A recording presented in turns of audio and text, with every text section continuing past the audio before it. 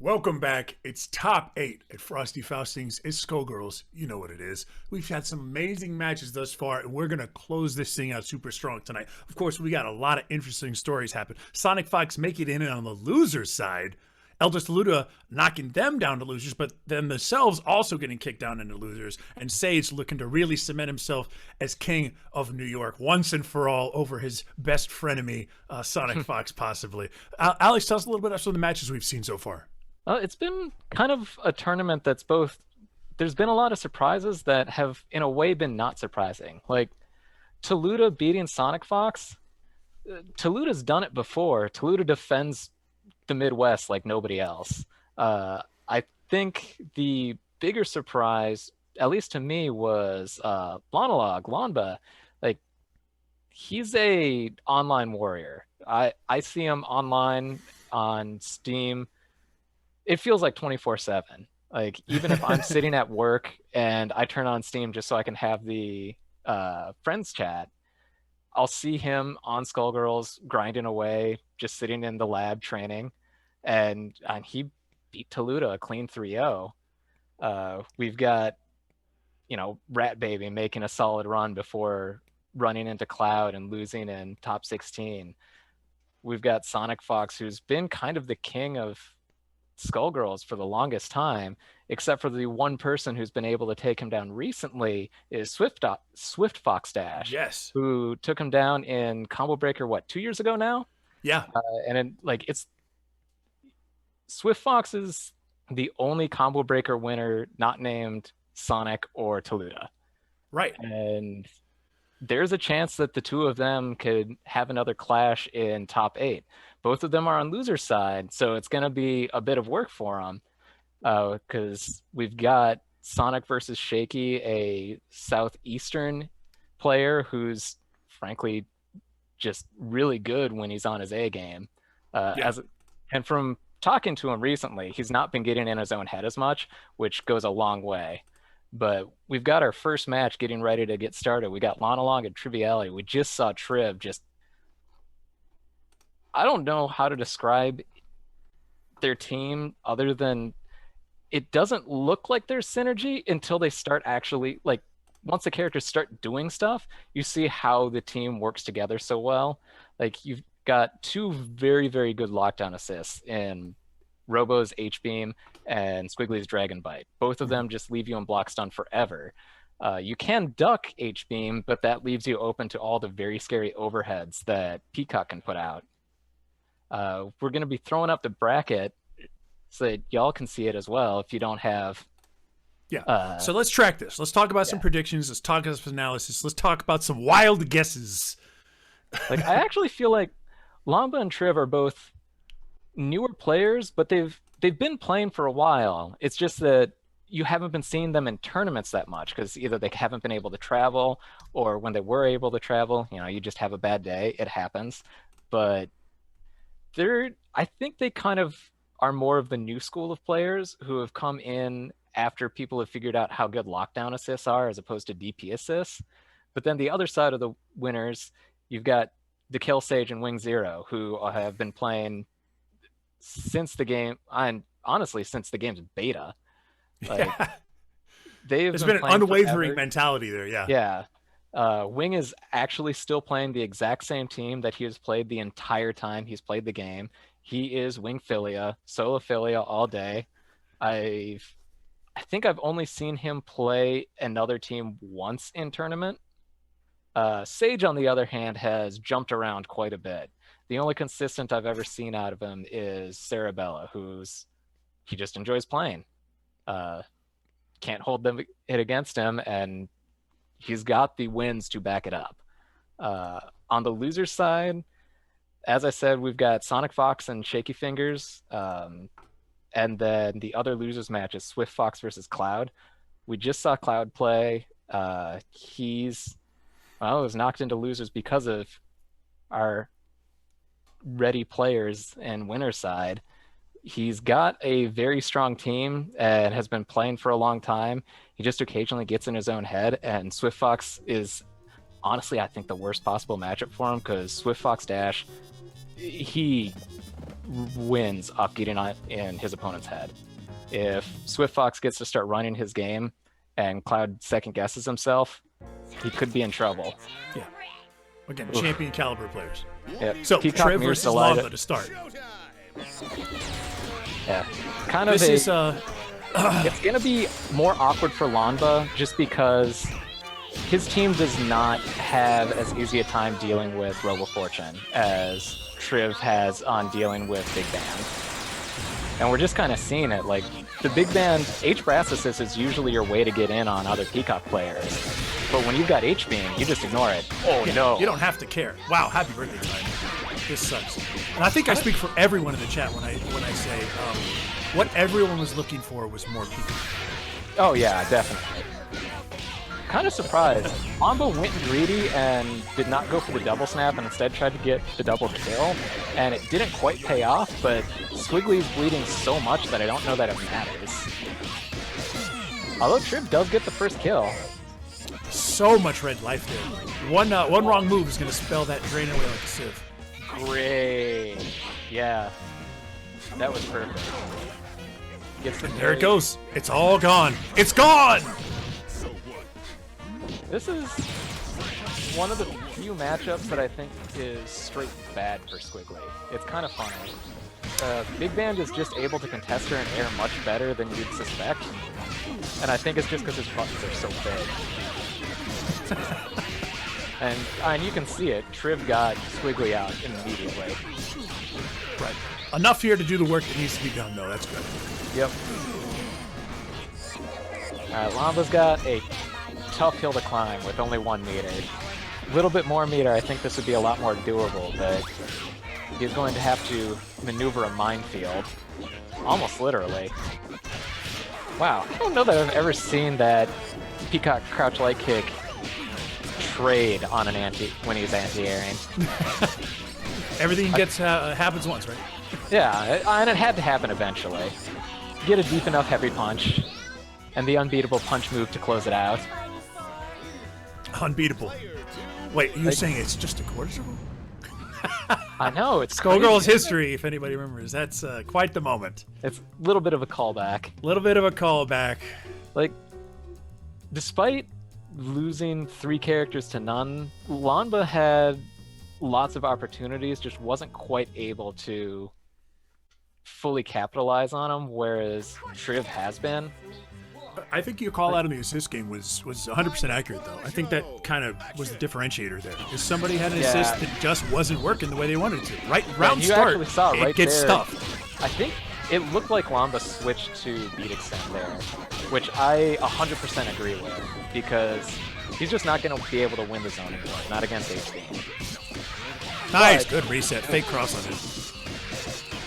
this is going to be really close to death. Spend the meter and you can make it happen. Yeah. Oh yeah, I always forget. Peacock has a level 2. Oh, it's still... The scaling was just Yeah, I'm a not little sure. too much. I actually thought that the DHC was coming. I think it would have killed with it. I think too. It would have unscaled it enough to do so. Yeah. Yeah, but moot point. Nice! Real cross under that. Ooh. Oh no! He didn't wait long enough for the timpani to actually get a hitbox out there. Oh, that was some terrible luck. I've never seen Squiggly prevent a hit like that. Usually she's the one... Finally gets a little bit of play off of the beat extend.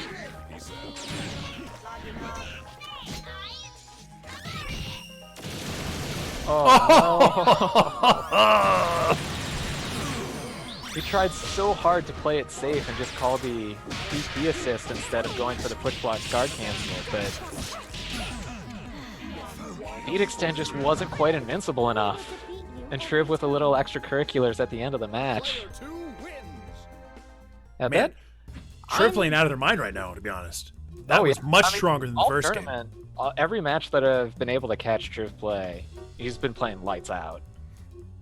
Like, and his mix-ups have always been so good that they had the meter for that, because it was just enough to make sure you could do exactly what you wanted to do there. Respond, get back in, you're safe, ready to go. This is my favorite stage. You do see the adjustment coming in from Lamba, though. He's going straight in right away. Oh, good punch. Oh, A very scary moment. oh man. And get underneath? Yep. Oh, no. What? Oh, that's not a punish? I would have thought that the teleport would have had enough recovery for the beam to punish it. I also thought that Lamba was gets going to take him out. Take out Robo. Zap! I think Lamba even could have saved the meter there, but Mayhap, mayhap. I wonder. Oh yeah, just let it rock. Just say, hey, here's a bomb. Would you like to talk about it? No? Okay, that's fine. I'm 90% sure he was looking to try and bait out a reversal SBO and DHC, and I don't think he noticed that Triv only had 1 meter at the time. Right. Thinking so far in advance, the player wasn't even ready for it. Yeah. Didn't even have the right stuff. It happens. Oh, nice throw. That's how you beat the punch move. Punish? Yes. Oof. I think he actually could have done the regular Peacock bomb combo with Triv's bomb, which would have been It would have forced it back, yeah. amazing. I would have lost it if he would have actually successfully done the regular Peacock bomb combo with his opponent's bomb. I'm liking Lamba's adjustment. We're gonna see how Triv answers with the more aggressive play that Lamba is pulling out. Right, that's the thing about adjustments, is that when you go up 2-0 and then they respond with a victory back, you've got more time to think about what you're going to do in response to that. You can reach into your bag of tricks. So sure, the first game plan seems to have been stuffed a little bit, but Triv's got 2 games to figure it out. Yes, like it gives Triv, I doubt Triv is changing characters, but he has the option. He has the option to change assists. Oof. I am seeing Beat Extend get stuffed more than I think I've ever seen it get stuffed. Big time active hitbox out there. Shot! Oh, no! Boxcar George saves the day. It's a walking DP. And I think Lamba gets the first kill here. Oh yeah, he's gonna build a meter. Only needs the 1 even. God, Peacock does so much damage. Nice. Put him in the corner. Just leave him there. Oh, fighting your way back out. Where... Buzzsaw doesn't do it, though. Yeah. Lamba can finally play the zoning game. Well, can't anymore, but if Peacock gets the first shot, she can play the zoning game versus Robo. That was a lot of meter that you didn't need to spend. I'm not sure how much I can. It's kind of tight, because SBO does not deal that much damage. So I guess it might have been necessary. But, oh wow, that was a fast low reset. Nice! Great reset. Oh, good. Oh.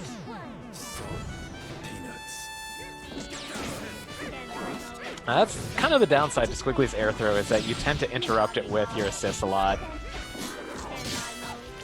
Oh, couldn't... Remember when that would have been a happy birthday? Yes! Oh, yes, bad old days. Nice, good D. Good evasion. Oh! Oh, that was a counter hit.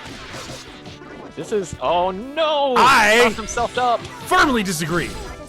Yeah. I firmly disagree. With 4.5 meter, Lamba had the kill there. Good tech, though. And this is still easily doable. Triv does not have enough meter to cleanly.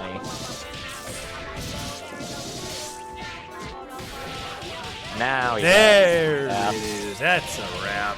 Triv needed the 1 last reset, and Lamba was not mashing. Which is actually kind of surprising. Like, usually when you're up against the wall, that's when you have no reason not to mash. But no, it's that mental acuity that comes from having a lot of experience, and not only that, but confidence in your game plan. When you don't have 100% confidence, then you're prone to say, panic, and you'll start to throw out those things that you think might get you out of trouble. But they knew what was going to keep them out of trouble, and that was staying strong, staying consistent, and not getting too crazy in the corner. Just wear themselves out, do a little rope-a-dope, fight back, and Triv was able to hold on that one in the end and not let Lamba's adjustment spell doom. We actually saw a lot of rope-a-dope just in that match, where it was a lot of step in, back out, and then, well, throw a punch move as a haymaker. Yeah. And it's a strong move, especially when Peacock can confirm it into a full combo if she's got 2 meters.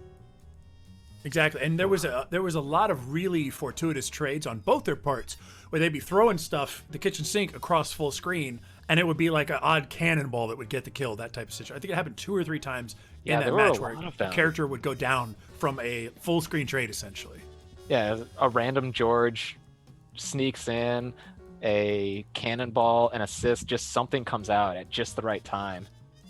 And it was just a little bit better for Triv, but that's all it takes sometimes. And you know what they say, luck is a skill. You give yourself enough opportunities to get lucky, and you will be lucky more often than not. You just need to be able to give yourself the opportunity to get that. But then other than that, you just have to play solidly. It's truth. All right, so let's talk about our next match, which we will all see here very shortly. It is a long-time player matchup to kill Sage out of EG and Wing Zero. And I've seen them play, at this point, hundreds of times. It feels like it's just one of those things that's always existed, like the Grand Canyon. But there are a handful of players that you see them all the time. Sometimes they have different names, but you're just used to seeing them. And in some cases, like with Wing, you're used to seeing one thing out of them, Philia Mix. And there's no solo player that can hold a candle to Wing Zero. He's been doing it for so long. He knows his character backwards and forwards. He really can't...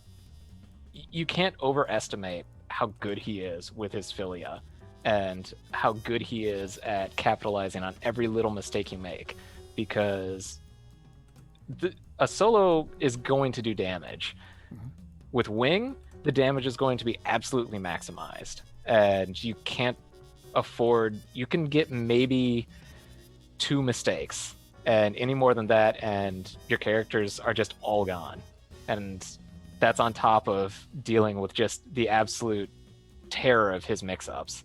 Like, solo mix-ups normally aren't nearly as scary as mix-ups with teams, but with Wing, it makes no difference. Yeah. I'm curious if Sage is going to go his Beowulf team, because he does like doing that against some solo players. Right, because looks like he's sticking with his usual. Yeah, repeated mix, exactly, that set play. And it's funny because this is the kind of match that I really love, because not only are the players themselves really incredible and bring that top level play, but we're talking about dueling philosophies, almost dueling lifestyles, if you will. Sage is the kind of person, he's the martial artist that has traveled the world and learned every style, right? Whereas Wing Zero is a monk that has been sitting punching the same forest trees for 100 years. He has learned how to punch through trees in a single punch. That is his skill. He can punch anything. That tree, bam, done. This Philia is his game. Oh, what a cross the block. This is Wing's chance to lose. He's stuck in the corner against a brass. It's no more life. Scary. Yeah. Yep. Great call. And if anybody's going to have that awareness, it's Sage. Wow, what a trade. I think Sage can kill off this. Oh, I'm pretty sure he can with 4 bars. Now you can. He goes... Yep. I don't remember. Open field, all this damage. Oh, he didn't have OTG anymore. Okay. I like the Hail Mary on that wake-up snap. If Cerebella was any closer, Wing would have recovered all that health. Yes, and the thing is, in that situation, it's like you can't overthink it. You have a goal, you just got to try to go for it. It's pretty much at the end. If it doesn't work, you were done anyway. Those kind of calculated risks are the kinds that you should be taking. Yeah, and it was a smart risk. He was a few pixels off of being right. Because Saracopter isn't invincible. It would have hell gotten no. slapped. And even if it would have traded, you would have knocked yourself back full strain off the snap. So Yeah, it would have been not quite as much life because it's the assist, but I mean it's better than us. You were at the end of the rope, you know. yeah, that way you're not in chip range. Nice DP. Yeah, and we've kind of been seeing Wing is gonna win the Philly in the air. Man, there's the character. That's the character. Like, it's not been close. But Sage has played Bella from the get-go. So that's his character. He knows her inside and out. Ooh, Oh, good grab. Rough. And here's the Schmicks. Oh, get out of here! I want big band. I like it. I much more Drop kicks. Oh, that's rough. Oh my God, Doom! Yes. Doom has come. Oh, and just hit by medium punch incoming. I wonder if he was going for the parry OS and just mistimed it. Yeah, and we just saw, this is what happens when Wing gets rolling. It doesn't matter that he's only got one character to set up the mix-ups. He doesn't care. He's going to hit it. That was brutal. That was brutal. It was... That puts me in cold sweats. I'm fearful I'm not even playing. I love the drop kick. That it not only hit, that it counter hit, but then it all went downhill for Sage from there. That's okay, we're 1-1. First to 3 now. Let's see how the momentum goes Or on this best of one. 3. Because Wing did that in a very short amount of time. He was trying to speed run. Ooh, that was a good confirm. Couldn't complete the combo though. Doesn't touch the assist. Oh, but the assist touches him. Yeah, H-Brass is just such a good assist when you're playing a rushdown character like Philia. Like, it covers so much space, Big Band covers so much space, and you can confirm off of it pretty easily. I noticed Sage has been going for the easier confirm off of Philia's throw, instead of trying to do the meterless pickup. I wonder if it's because it's online or if he's just playing it safe in general. Because I know he tends to prefer playing it safe. Consistency, yes. Yeah. Block. Oh! I didn't realize he was air dashing backwards. That was nice. This is the most work we've seen Sage's Philia do. Oh, good bait. He even chicken blocked it so he gets the good punish. The only problem is that Big Band has really been bleeding. I think this will kill? Yeah, in the corner, though. It's hard to tell because it's in the corner. Yeah. Oh, Yeah, not quite. Oh, snap! Oh, no. I half expected him to go for the dead body snap. Yes, But I same. know that's kind of inconsistent, so I understand playing it safe. Oh! Oh no! He tried to contest. Or it might have just been stuck stuck air dashing forward and couldn't quite finish it. Man, Tragic. there, like you said, that back air dash to basically be in place for the punish. Oh, That it was was so great. good. That was great. That was next level, because normally you just keep holding back when you see the super, but he saw he was high enough to completely avoid it, so you can just backdash to get the full punish. Because that can be a little awkward to punish. The air version of Gregor, it recovers so quickly on her landing. Oh, yeah. Oh, yeah. It all depends on your skill. Action. All right, so we've basically seen a little bit of a roll, a big-time roll, and then a very even match. Let's see how it goes this time. Wing taking early momentum. Yeah, One more. Once again, Wing's Philia. It is a scary, scary beast. Reset? Yeah. Whoa. Double cross. Master Philia was just a sees. little too small to get the easy conversion. Oh! Punished? Ah! My goodness. I thought that was safe. You're seeing a lot of respect all of a sudden on the incoming, where they both just block. Yes. Same. That's worked twice now. Sage knows to stand block that. I wonder what that setup was trying to do. He had the stagger. I wonder if he was going for something else and just changed his mind partway through. Oh! I love how Sage is trying as hard as he can to bait out the DP. All he is doing is charging forward with armored moves. He's done, what, 5 battle butts just this game? Yes. Look how much meter Sage has right now. And that's what happens when That you didn't nothing need but to specials. happen. That could have been a dead character. Oh, the classic cross-up. Can't level 3, though, so... this is gonna be close.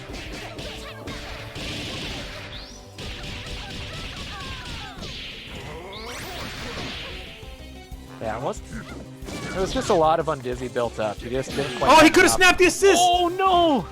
The world is full of obvious things. I think he was afraid of getting brassed if he tried But he to would have had snap. enough life to survive it. Yeah. The only thing I can think of is he was trying to bait the brass and he got counter hit. I kind of think he was going for a snap there because snaps break armor. So Yes. if he dashes forward and snaps and Sage tries to do anything back, you just hit both characters and you're golden. But Yeah, 'cause Sage it- waited that extra half second and it was all he needed to secure the win. Yeah, Sage didn't have any meter, so couldn't have brassed into super for the kill, and just the brass would not have been more life than he got back, basically. Yeah. I don't know. I mean, I know we're basically asking him to do a fucking math word question on the spot, but still. I mean, that's fighting games in a nutshell. Congratulations. Here's your multivariable calculus test. You have 4 seconds. Right, you've got 70 frames to figure this out. No. No. Sage, all that practice playing Conker's Bad Fur Day is really paying off. I don't know if you've been catching his streams. He's been doing a lot of classic NES, Nintendo games. Yep, On a the lot of stream. multi-game discipline. Really Yeah. paying dividends. It's really paying off. Who do we got next? I believe it is the Cloud matchup. Yeah, Cloud and TJ, or Swift Fox Dash, excuse me. I've known Right, TJ so, for a while, so again, it's, he yeah, originally going ran back. under the name TJ Gamer, and that's how I met him. And I still sometimes instinctively see his icon and think of him as TJ. Right, that hasn't changed. Yes. Yeah, the icon hasn't changed. And he's another player whose team has not changed since day one. He's played Peacock Bella with H-Lock and Load forever. And I think the only change he's made is he switched to Walking George instead of Air George, I believe was his original assist. But other than that, he's honestly even the same. His style has not changed. And these... It's such a throwback. Every time you watch Swift Fox play, it feels like you could be in like 2013. Yeah. He is the king of mashed Bella tags. Like, he's got to have at least an 80% success rate on those. And It feels prodigious. Like how does he know? like, you bait it and he doesn't do it. You bait it, he doesn't do it. You bait it and cross yourself up when he does it. And, Right. The sense that he has for it is Yeah. phenomenal. and the team, it poops out damage. Like, Yeah, no effort. and Just Bella the damage already is there. Bella without and even Peacock both do a lot of damage alone. Together, they just spew damage. He is never more than 2 touches away from killing just about any team. And Cloud, assuming he sticks with his Val Bella double that he's been playing for, at this point, several years now. Once he learned the glory of Excella Bella assist with Val, Yeah. he's been running this team. And Cloud is the king of online play, especially when it's offline. He is the only person I know that consistently uses Orange Vial on Val, and he takes advantage of that extra few frames of lag better than anybody. Like, he grew up online, and now he's gonna make you play online always. Right. Whether you want to or not, you're playing online. Yes. And he can put a serious mix on you. when he's got that. Like, Val is hard enough to block. Val, when you've got 4 frames with extra lag, is really hard. Mix up. That? Yo, that Did almost that cross worked. up? That almost worked. It crossed him up. He crossed himself up. I like this. This is really smart.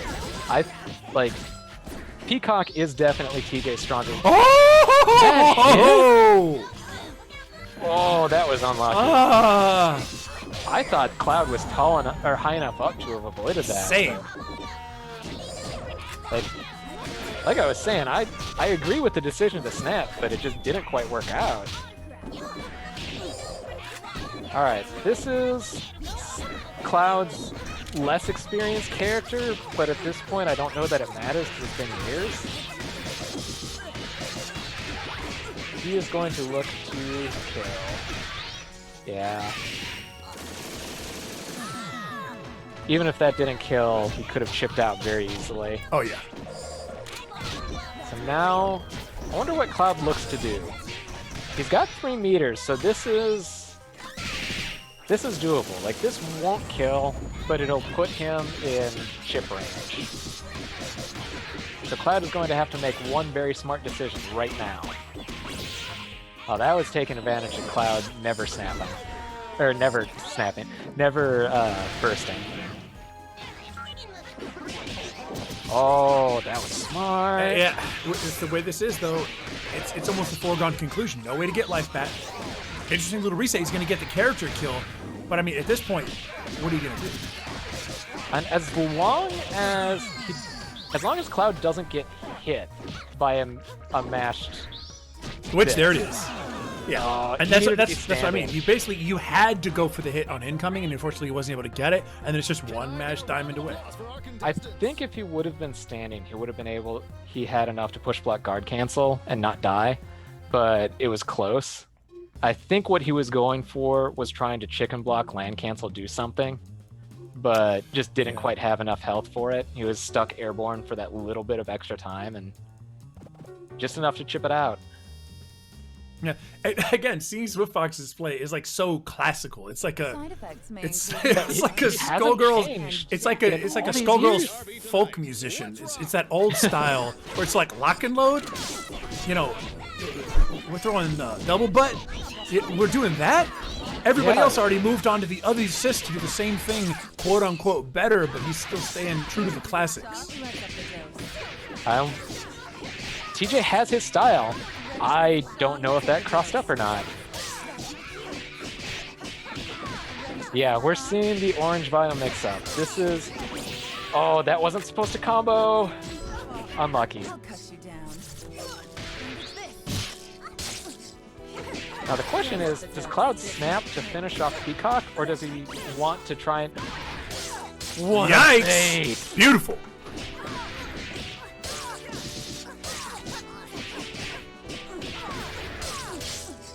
I think this is enough to kill. Triple DHC? Oh, I thought he had one. Tries to save the meter. I think he thought... Oh, yes! yes! I thought he was gonna savage. I thought he was gonna bypass to get Peacock into the bomb. Yeah, that's what I was expecting, but there's hardly gonna matter though. All this health. I think it's just level 3, and so he can keep the corner. Yep, smart. Oh! Can't block fast, baby. I haven't seen this variation of this combo before. Oh, you thought you were jumping out. I think he thought he had already used the staggers, so he was going for the double stagger mix-up. This is still going to be tons of meter. really Yep, there's yeah. Yeah, Cloud is able to just go for the double chip. doing what double is meant to do. Yeah, it's so risky to push block the cat heads, but Swiftfox just didn't have enough health to not push block. He needed to look for a chance to push block the cat heads away a little bit, get airborne, dodge some of the hits, and hopefully land and make some magic happen. Because he did have 4 meters. Like, Bello, when she can hustle rocks, is always a threat. It doesn't matter how much or how little health she has. But couldn't quite land and get there. Absolutely not. Didn't happen the way they wanted it to. That goes without saying. So let's see how we can finish this one up. We both got a one-to-one situation here where I don't necessarily think there was much of an adjustment, so much as Cloud was able to play this game a lot more. Yeah. There were less errors, a little bit better decisions. I don't really see either player changing their play style at all. It's just going to be a question of who executes their play better. They both know what they want to do. Oh my god, I can't believe he blocked the cross. And it still works out for him. It didn't work and it worked. Oh. Cloud blocked the cross-up tag and it didn't matter.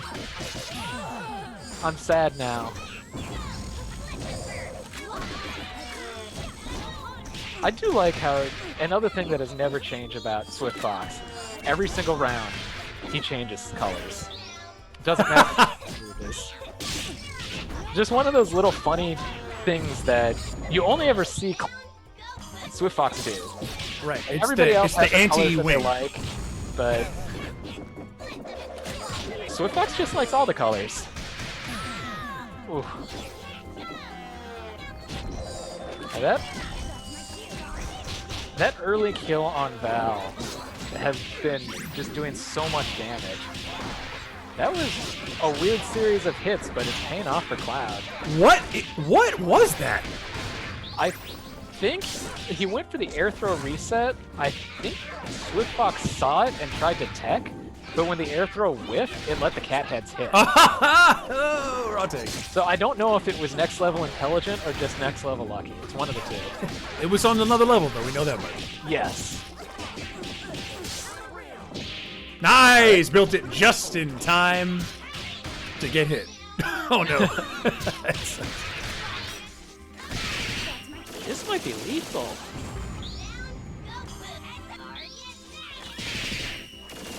Yeah, he kept OTG. Oh, he's just gonna stay full screen. My goodness Yeah. gracious. That's all, folks. Yeah, keeping the OTG, you just get to do so much damage off of Lenny Argus. Like, I'm pretty sure Lenny Argus actually does more damage than her level 3. I need to double check that, because I know her level 3 got buffed a little bit because of that, but I'm fairly certain Lenny Argus does more.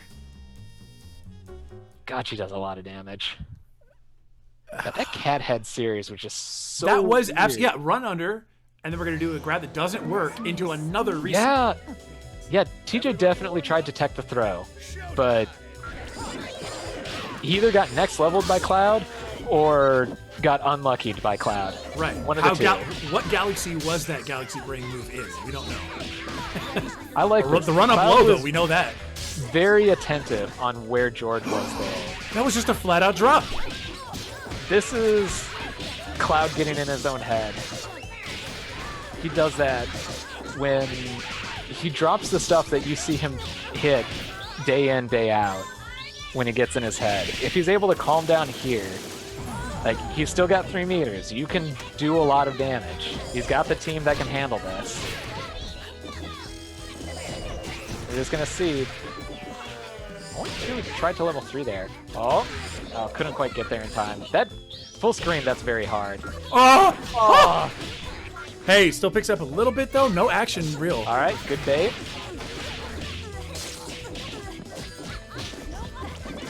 I noticed that Cloud has been favoring keeping the corner more against TJ than he does against some other players. I'm not sure if it's because he respects TJ or if he thinks TJ is going to try and next level him. Wow, run up super.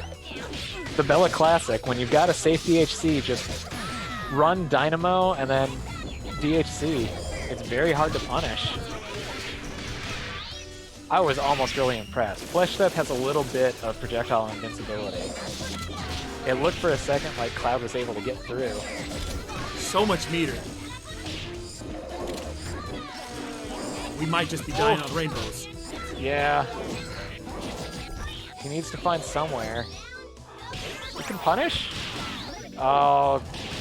Alright. That worked, I guess. That was a very weird exchange. Okay. TJ could be in trouble. This isn't gonna kill, but one. Oh no! Oh. I thought Cloud had it there at the end. That's a heartbreaker right there. But man, Yeah, really, the lead, it's just one of those things. It's too far. You can make a right choice, right choice, right choice. Eventually, you're not going to get one right, and you've got nothing in the tank to cover you. Yeah, I mean, just that one exchange at the end where it was Lenny trading with Gunshot Cathead's car. I understand what Cloud was going for there, but it's so hard with Lenny out because it just eats all of the Cathead hits. So I don't know. And it still almost worked out for him because he got the cross up and the Catheads were hitting, and he just came back from the car too early, so Lenny was still active. Oh, That's a rough one, and you could tell Cloud was not happy with that. Yeah, as was evidenced by the I mean, the lobby DC. Yeah, dropping that Val combo in the last game, I think it mind broke him. I think just a little bit, but it doesn't take much at this level of play to kill you. Just a little bit of mental damage can knock you out of it. No, and God, I so will unlucky. say, in all my years of seeing Swift Fox play, I don't feel like I've really ever seen a time when he's really out of his game for like stress or jitters or game time or being taken out of his game. He mostly stays really, really consistent, whereas Cloud, as good a player as he is, has had a few times where that's been a factor. Yeah, and I've talked to TJ before, and he's said that he's been seriously stressed by some games, but he never shows it in his gameplay. And I think it's his greatest strength as a player. He doesn't freak out. Yeah, unfaltering is a really good way to describe his play. It's tough to put him in a place where he's making mistakes of his own accord, which is something that I think Cloud unfortunately had happen to him. Taken out of the game, a few of those things you could see, there were just drops. They were literally, there was nothing behind it. He just dropped the combo. Didn't get what they wanted to happen in those moments, and it cost them a ton of damage and perhaps a few game-turning moments. Yeah, and I mean, that's Cloud in a nutshell. When he's playing his A game, he's one of the best players that plays the game. When he's taken just that little bit extra mental damage, he's a tier below. Like, he's still really good, but the absolute top tier players are able to take advantage of his little mistakes much better. And that's what happened there. Yeah. Everybody's got a quirk that you can exploit, and unfortunately, some of the consistency in very high stress moments is one of Cloud's the real sort of cracks in his armor. So TJ, being the opposite, is able to really exploit that kind of thing. But I mean, I think Cloud would dunk on most people, and for Swift Fox to beat him like that, I mean, again, it's just another point of data on that chart that shows you how good he is. Yeah, and it's just one of those. It's a rough matchup for Cloud because he can't tilt his opponent when he's got to play TJ. And when you play Orange Vial Val, your game plan is to tilt your opponent. I mean, it also makes it really hard to block, but it puts so much extra stress on your opponent, and it can make them crack. But you can't crack TJ. You just have to beat him straight up. Yeah, it's one of my basketball coaches a long time ago had a really great phrase. We said, "It's planting the poison ivy," right? That's what the Orange Vial is. You're planting the seed from the first time you can get a mistake in there, and then they start itching, and they're bothered, and they get worse, and it gets worse, and it gets worse, and you have a cascading moment of frustration where things just start to fall apart, and all of a sudden you can't do what you wanted to do. But TJ apparently is not allergic to poison ivy because unable to be taken off the game plan. Looks like we're going into our next match. Sonic Fox versus Shaky Fingers.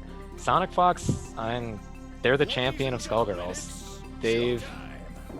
I think in the last 5 years, you can probably count the number of tournaments they've lost on one hand. Shaky is a player who's I have never known anybody to have more character crises than Shaky, and it doesn't really matter because they play at such a high level that they can get away with all the character panics.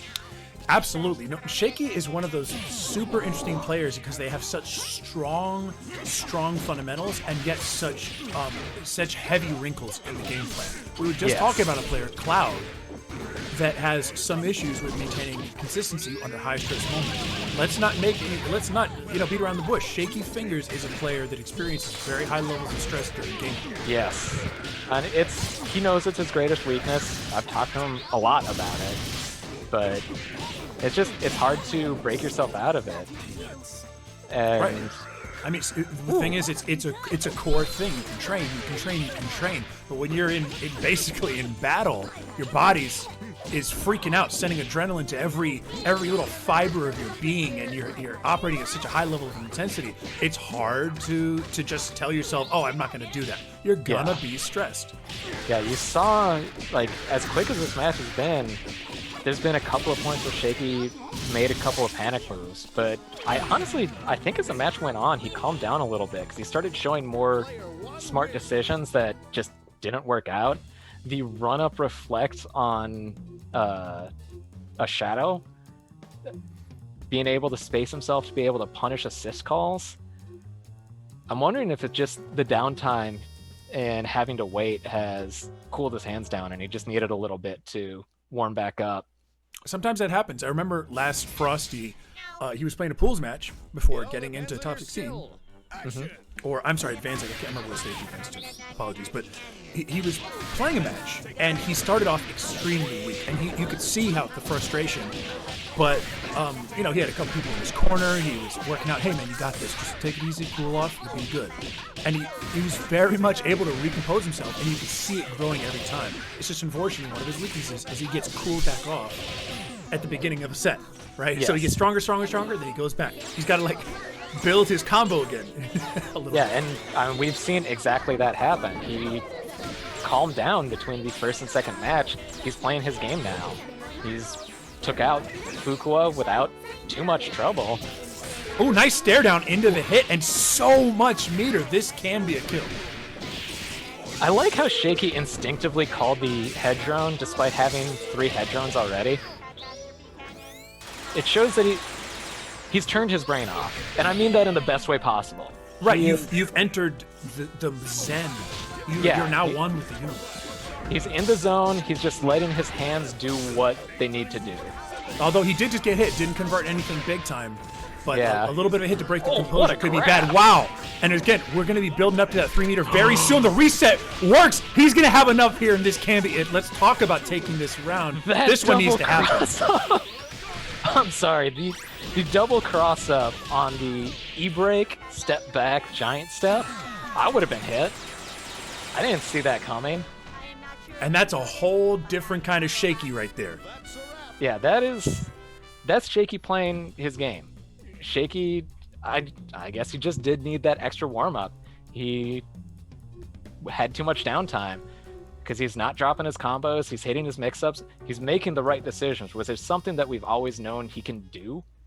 And it's just making sure that he keeps his head in the game.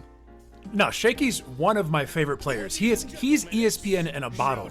He is a comeback story every time he plays because he almost more than he's fighting the opponent, he's fighting himself to beat himself and get to the place he needs to get to. And that's what's so exciting to watch from him. Because he is absolutely on the level of all the other top players. He just mentally isn't always there. Ooh, we're getting a rope. We're going back to very game 1. quick kill. Very quick. Because it is always the risk on playing Point Robo Fortune. She's really, really good once you've hit neutral. But at round start, it's a little scary. All right, nice red damage there. Oh, wow. Oh, what? That was a bold tag. He mailed that sweep. he had to have been looking for something to make that raw tag. Big Band only had about 40% health there. I wonder if he was actually intending to try and snap and didn't realize he was out of meter. It's possible. Oh, good block on I can see Frosty. that.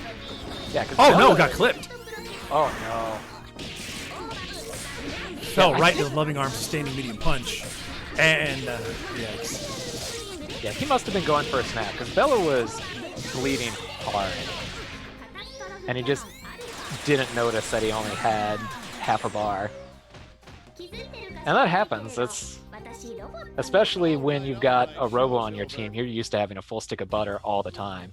Yeah, that battery's always charged. Yeah. Really, both Fortunes build the battery really well. You just throw out so many specials and have so many hits. So this is such a tough spot for Shaky. He had a very, very rough first game. Then it was able to just open his third eye and get that second one so strongly, so convincingly. But unfortunately, Sonic Fox is able to recompose as well, and they managed to turn that round on in a way that wasn't really. It didn't look too good for Shaky the whole time. Shaky's gonna have to turn in 2 back-to-back rounds of near perfection. And I like Shaky's odds. He can always do it. He's got the team that can do it. It's just kind of a question on, does he stay in his own head well enough? Ooh, good blocks, though. I mean, he's gonna lose Robo, but he's out of the corner. Oh. Into another corner. I was wrong. He's out of that corner. Oh my god. That would That was stressful. Yeah. Oh god, that mix-up. Okay, he got out. Shaky still has enough health on his Big Band that he can do some work. This is just kind of a hard matchup, though. Okay. Oh, good. Somehow staying got safe. a good punish on Robo. Got the parries, so he's taking a little less damage. And he's honestly running Sonic out of meter pretty quickly. Oh no. That was a missed parry. Yeah, I was gonna say it sounds like they went for the parry and just didn't work out. Shaky is good at parrying. He plays Third Strike, for crying out loud. He better be. But I actually, for what it's worth, I do think his best character is Bella. Oh, He's not out of it yet. Oh, that mix-up. Now he's out of it. Yeah. Okay, that was a Well, little maybe. strange. Oh god. That was bizarre, Yeah. anticlimactic way to finish it out. But I mean, Yeah. let's just talk about what Shaky was able to turn out in this match. I think that match is it's a textbook case of Shaky as a player.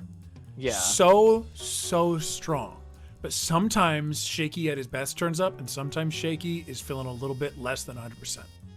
I'm going to have to make a football analogy. I know this is going to make some people very angry. He reminds me of Ryan Fitzpatrick. There are days when he's Fitzmagic and days when he's Fitztragic. And you never really know exactly which one you're going to get, because Shaky on his A game is nigh unbeatable. Shaky on not his A game is very... Well, I mean, that's the thing, is that when we're talking about this level, top 8 level, that's Yeah. when him not playing at 100% is a real killer for him. Yes. Him not playing 100%, it would destroy me in an instant. Like, it's not really even close.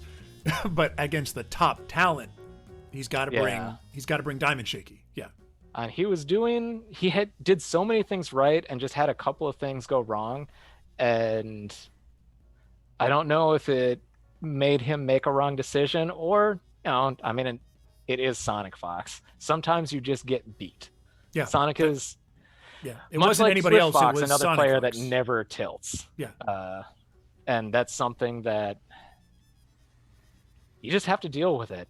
Like, I remember when Sonic was first coming up, playing, what was it, Injustice and Skullgirls, and everybody thought he was just the crazy kid that always won scrambles. Well, we know now there's a reason for that. Yeah, years Sonic later. Fox, they win scrambles because they stay calm and make the right decisions during the scramble. And it's hard to deal with. Yeah, it is. But speaking of easy to deal with, let's talk about these sponsors. I know you guys love this part of the show. Let's do it. It's the most important part because we very much love our sponsors who can make sure that we happen year in, year out. Even in a weird year like this, we've got our virtual artist alley, which I've actually already gone to. I've spent way more time in their Discord than is healthy. But these artists are still putting out all the pieces that you want, all the pieces that we want. Hit them up, frostyfaustings.com/AA2021. You can grab all your art, your stickers, your bags, what have you. I've got a couple on order. Who else we got? Nice. Of course, we got that official merch. I know you guys love official merch. Yeah, let's chill. No, but for real, it is good stuff that we can get that Frosty Faustings branded stuff. Any of you who have ever had frank conversations with people behind the scenes running these events, no, this is not exactly what you would call a cash cow business. It's really people in it for the passion of it. So every time that you guys put money into something with an FF logo on it, you're actually really helping these guys out. So the t-shirts, the hoodies, the embroidered beanies, the stickers, and of course the Matcherino giant mouse pads. We got those. TCG playmats in case you're one of those nerds. I know I am. And merch without a donation to the pot available at Smash EG FFXIII. And if you want to donate much more directly, we've got our Matcherino going. You can put some money in, throw a couple extra bucks towards our top 8.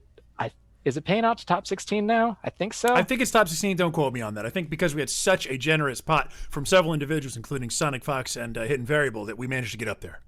Yeah, and personally, I know I put in a couple of bucks, exactly $6.10 as appropriate. But it will definitely go to the players and more opportunity to get giant mouse pads and TCG playmats. Hit it up at matcherino.com/FFXIII. Very nice. Of course, we got Guilty Gear Strive from Arc System Works America. It's got that rollback netcode. It's got those stunning visuals. It's got 15 characters. Can you even learn that many characters? If you play Skullgirls, you know you can. April 9th, 2021. PS5, PS4, and Steam. Pre-order it. I don't remember. Are they doing a beta for that? I think they did. Another one, I mean, because I know they did their initial beta. I can't remember if they had announced they were going to do a stress test beta, because I know they've got their own home built rollback netcode. If you pre-order it, they are. That's it. Okay, that's what it is. So you better pre-order. Yeah, gotta get these early advantages, people. God, I love Guilty Gear. And we've got the other anime game that is kicking around, Grand Blue Fantasy Versus. It's actually, I was surprised by how much I enjoyed it. When it first came out, I wasn't 100% sure if I was going to enjoy the simple inputs on specials, but it weirdly adds a lot of depth to the game, where you can do the normal inputs for your specials and have basically no cooldown, or do the simple inputs when I'm frankly in panic moments. And it adds an extra layer to the game because, hey, jump-ins are no longer quite as free because I can just push a button to DP. But if I do that, I can't DP again for a couple of seconds. It's an interesting thing. And they've got their character pass with a couple extra characters coming. And, I mean, it's Grand Blue. I know we've got a lot of people who are fans of the gacha already. Might as well support the fighting game as well. Nice. And speaking of supporting, Skullgirls get a new DLC character the first time. I wonder who it could possibly be. She's already available in Skullgirls Mobile. Of course, we're talking about Annie, and she's coming to the actual second Encore game in 2021. Stay tuned with a capital T for more details. Don't play delay-based netcode. Nudge, nudge, wink, wink. Get that highest quality rollback. You won't find anything better than Skullgirls. Make sure to get it on mobile and help support the game. Hidden Variable doing an amazing job stewarding the franchise. Let's do it. And if you want another fighting game, if you're a Skullgirls player, them's Fighting Herds isn't too hard for you to get into. Runs on the same engine. Gameplay honestly feels somewhere of a cross between this and a more traditional 2D fighter like Guilty Gear, BlazBlue, Street Fighter. It is... I mean, the characters are all so unique that it feels so good to play because you're going to be able to find somebody that you want to play. They all have their own little quirks, and the gameplay itself is just so much fun. On top of that, I love the single player for it. It has the little like pseudo RPG mode. I don't know. It triggers something for me that just makes me so happy. Reminds me of the old what was it? Tale of the Sword from Soul Calibur 2 or was it 3? 2 had the Tail of the Sword, and 3 had that crazy like RTS mode that was also awesome. Yeah. Yeah, and it just makes me think of that, and it just makes me happy to play. Plus, they've got a DLC character coming. I am curious what Shanty the Goat is going to play like, because I like trying new things. Who doesn't? Right. Speaking of trying new things, there's a new version of Under Night CLR out there. So if you want to grab a physical copy on PS4, it's also newly available on Nintendo Switch. You got the collector's edition if you want an OST, and who doesn't, honestly? Art book and a Landrika keychain so you can rep it out in non-world. Under Night is low-key one of my favorite games out there. The new version, it feels so much more balanced than the last versions. Like, every character feels playable. It's a weird thing. I'm not used to that, especially in something put out by Arc System. No hating. I like unbalanced things, but I've never played a character in that game and thought that they were useless. I always felt like I had a chance playing around with them. Yeah. Well, speaking of unbalancing the playing field, grab yourself a hitbox from hitboxarcade.com/frosty. This was designed for people who are looking to win. We're talking about precision, minimalistic, sleek design. It works on PS4, PS5, PS3, Nintendo Switch, PC. Of course, championship players, Daigo, Kawano, Cloud 805, Kudeta, and Evasion, not to mention Super Akuma, all use the hitbox. And if you know how they play, you know they're definitely getting an advantage. You don't want to be behind the 8-ball. Come on, get in there. And don't forget, we've got plenty of Skullgirls players that rock it too. And Scarman, aka Liam, infamous for his terrible luck with his personal hitbox, but he's been rocking the hitbox for a long time now. It's the best precision control you can get. I lost to him at Combo Breaker. I want to say this might be 2015, 2016. And I was very excited up on stage, and I was like rocking my foot, like kicking the stage, almost like, okay, I'm going to get it next time. And he was like, very politely in his Canadian fashion, he was like, could you please stop jostling the platform, please? Oh, what else we got? Oh yeah, Fantasy Strike. You got your free-to-play fighting game. It's available out. I've got it on Steam. You can get it on Switch and PS4. No grind to unlock. You've got rollback. You've got a very clear UI. It's something I very much appreciate, having seen some less optimal UIs out there, particularly in fighting games. It is something that I actually don't know who designed their UI, but they did a fantastic job. Everything is so clear, easy to understand, and it's a great first step into fighting games, or a great way to practice your absolute fundamentals. You're not gonna have to do any super crazy combos or deal with Tekken style million setups. It's just very simple. You can go right into it. All right, so let's wrap this up with the old standby, Metafy.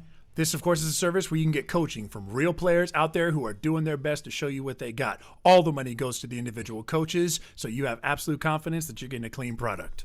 Very nice. Let's get back into these matches, though. I'm excited for some old Skullgirls. Oh, yeah. Who do we got next? I believe it is Swift Fox and Wing Zero will be our next match. Yeah, that's what it looks like. So we're getting another match of longtime stalwarts of the game. They've both been playing the same teams since at least 2013, and I'm pretty sure older than that. And it's going to be interesting because Philia is one of the harder matchups for Swift Fox's team, just because her jumping medium punch hits so quickly and so many times that it can often break through the armor that lock and load normally gives the protection for. Yes. And Philia can also move at angles that are a little more awkward for Peacock to deal with, because she can get under the Air George and over medium bang. So it's going to be a question on how well Wing can navigate the minefield. And then once he's in, well, he gets to do Philia things. Because neither character that Swift Fox plays has an air reversal. So I foresee Wing doing a whole lot of air resets, and Swift Fox either has to make a really smart mash or a really smart block, and there's going to be no in between. Right. You live and die by how smart that was, and sometimes you don't even know how smart you were. Exactly right. All right. Looks like they're getting ready to jump in. Yep. Yeah, we should just be jumping in right about now. There's the load.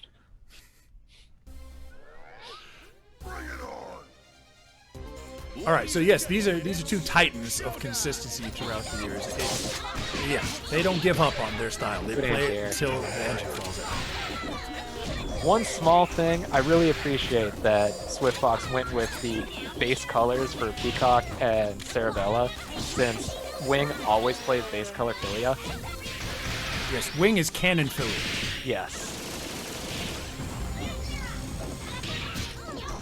Oh no! Yeah, hikes! He gets a double snap too. That was just straight pad block. Like, there's no other way to put it. He got that quarter step forward that made him accidentally cross up. That was just tragic. The speed! The speed. Yeah.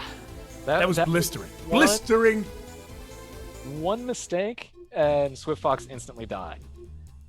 And A, that's what solos do anyways, and B, that's what solos do when they get to double snap you. Recover the health, plus kill a character, plus get the incoming mix-up. Oh. No. Well, I mean, one of the factors that make Swift Fox it seems so strong is just that confounding factor, right? There's the repeated chip damage that's keeping you away. It's the fact that you don't have the right mobility. But Wing Zero inadvertently works around all those things by having chip not really be that strong of a consideration and having great mobility, minimizing a lot of Swift Fox's advantages. Exactly. You have to work really hard to be able to chip out a solo. Good block on the punch, and then smart enough to not try and punish it, because it is technically punishable, but very hard. Cross up? No, no cross up.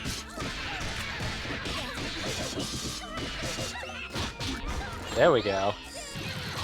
Ooh, I'm surprised that Gregor didn't punish. Swift Fox was able to get just high enough to avoid it, and now he gets a clean kill. Yeah, no, that was a very quick game.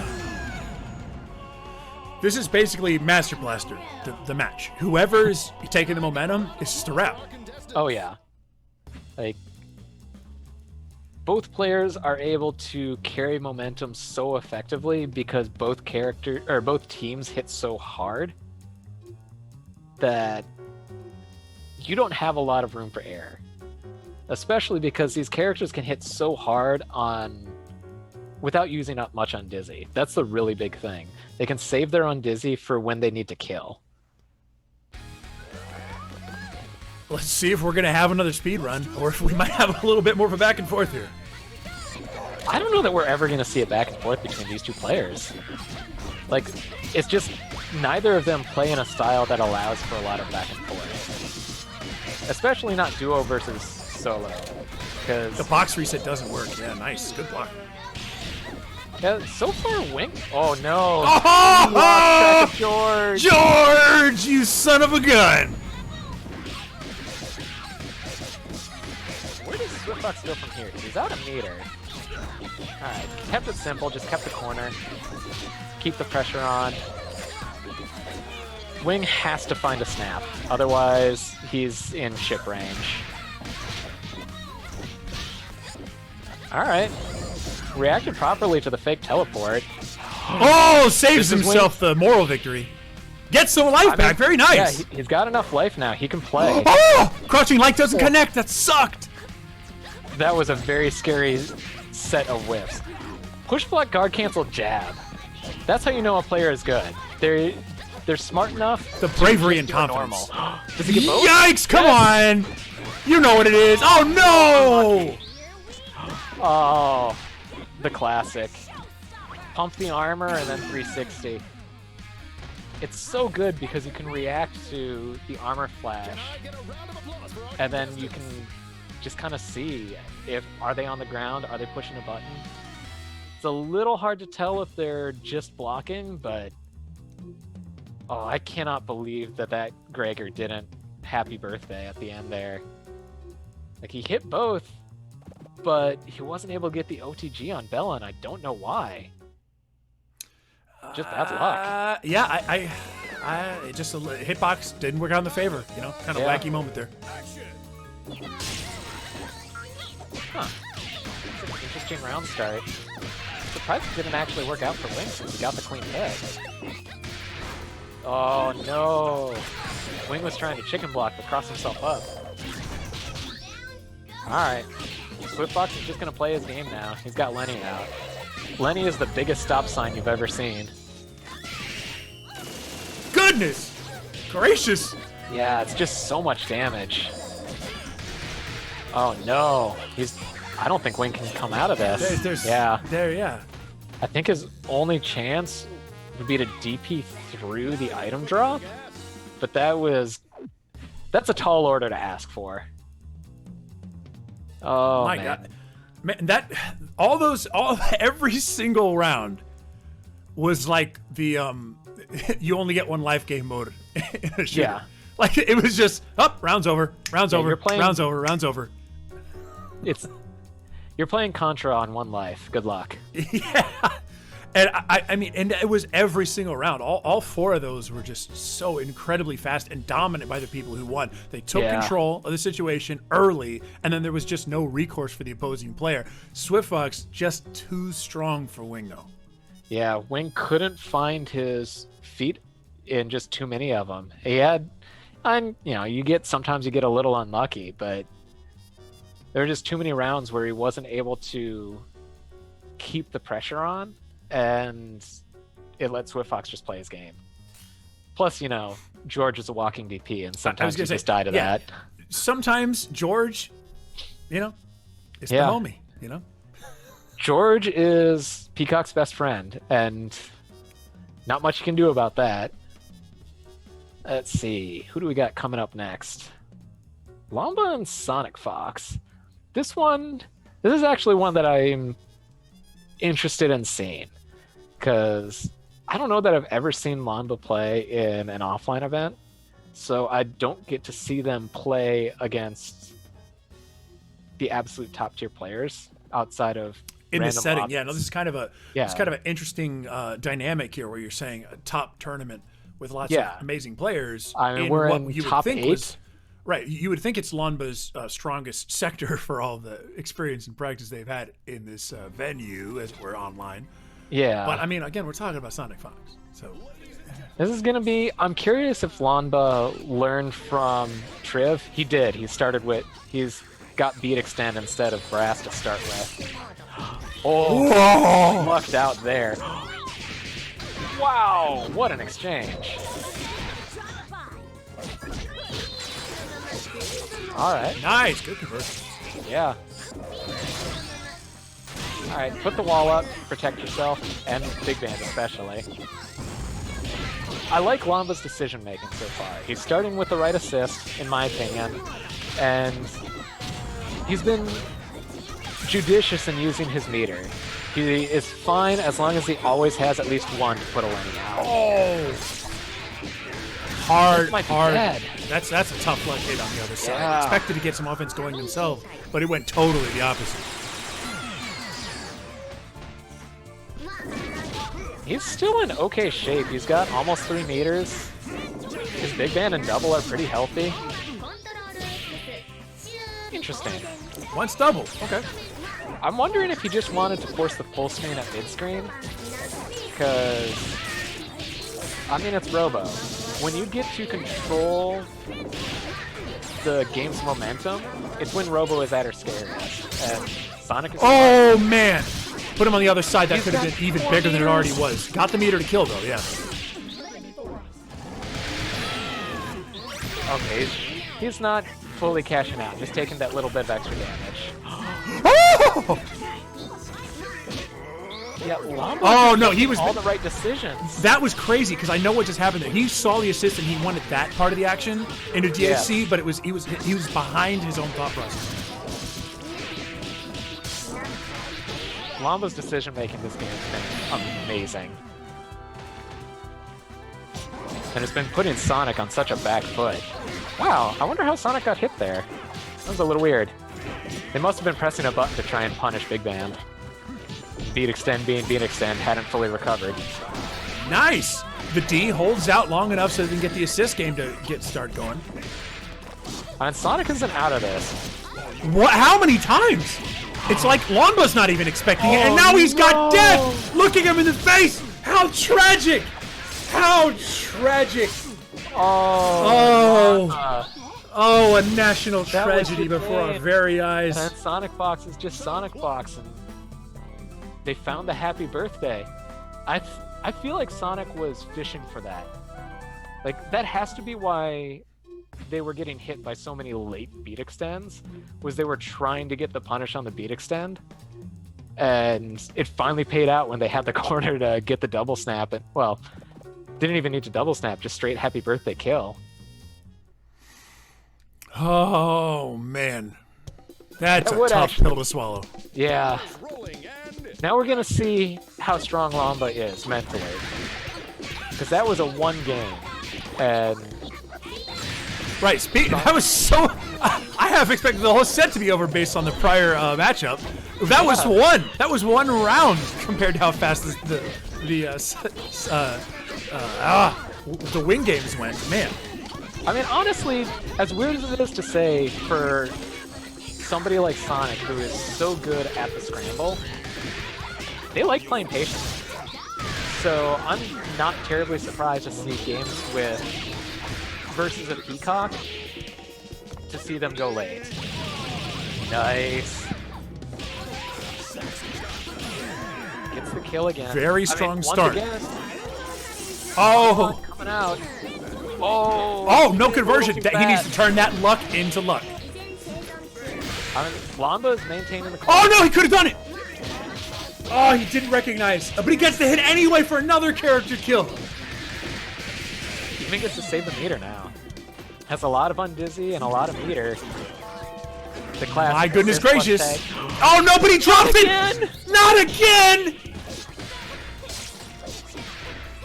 I mean, this is still relatively even just because Lomba has so much meter. Nice punch move. Are they going to cash out? Oh, another drop! Into another beat extend! What is happening? This is just classic Peacock plus Band. I think that was just a regular drop, though. Lomba just did push block guard cancel gunshot. That might be the bravest thing I've ever seen anybody do. But at this point, yeah. Sonic was kind of up the creek there with that little health.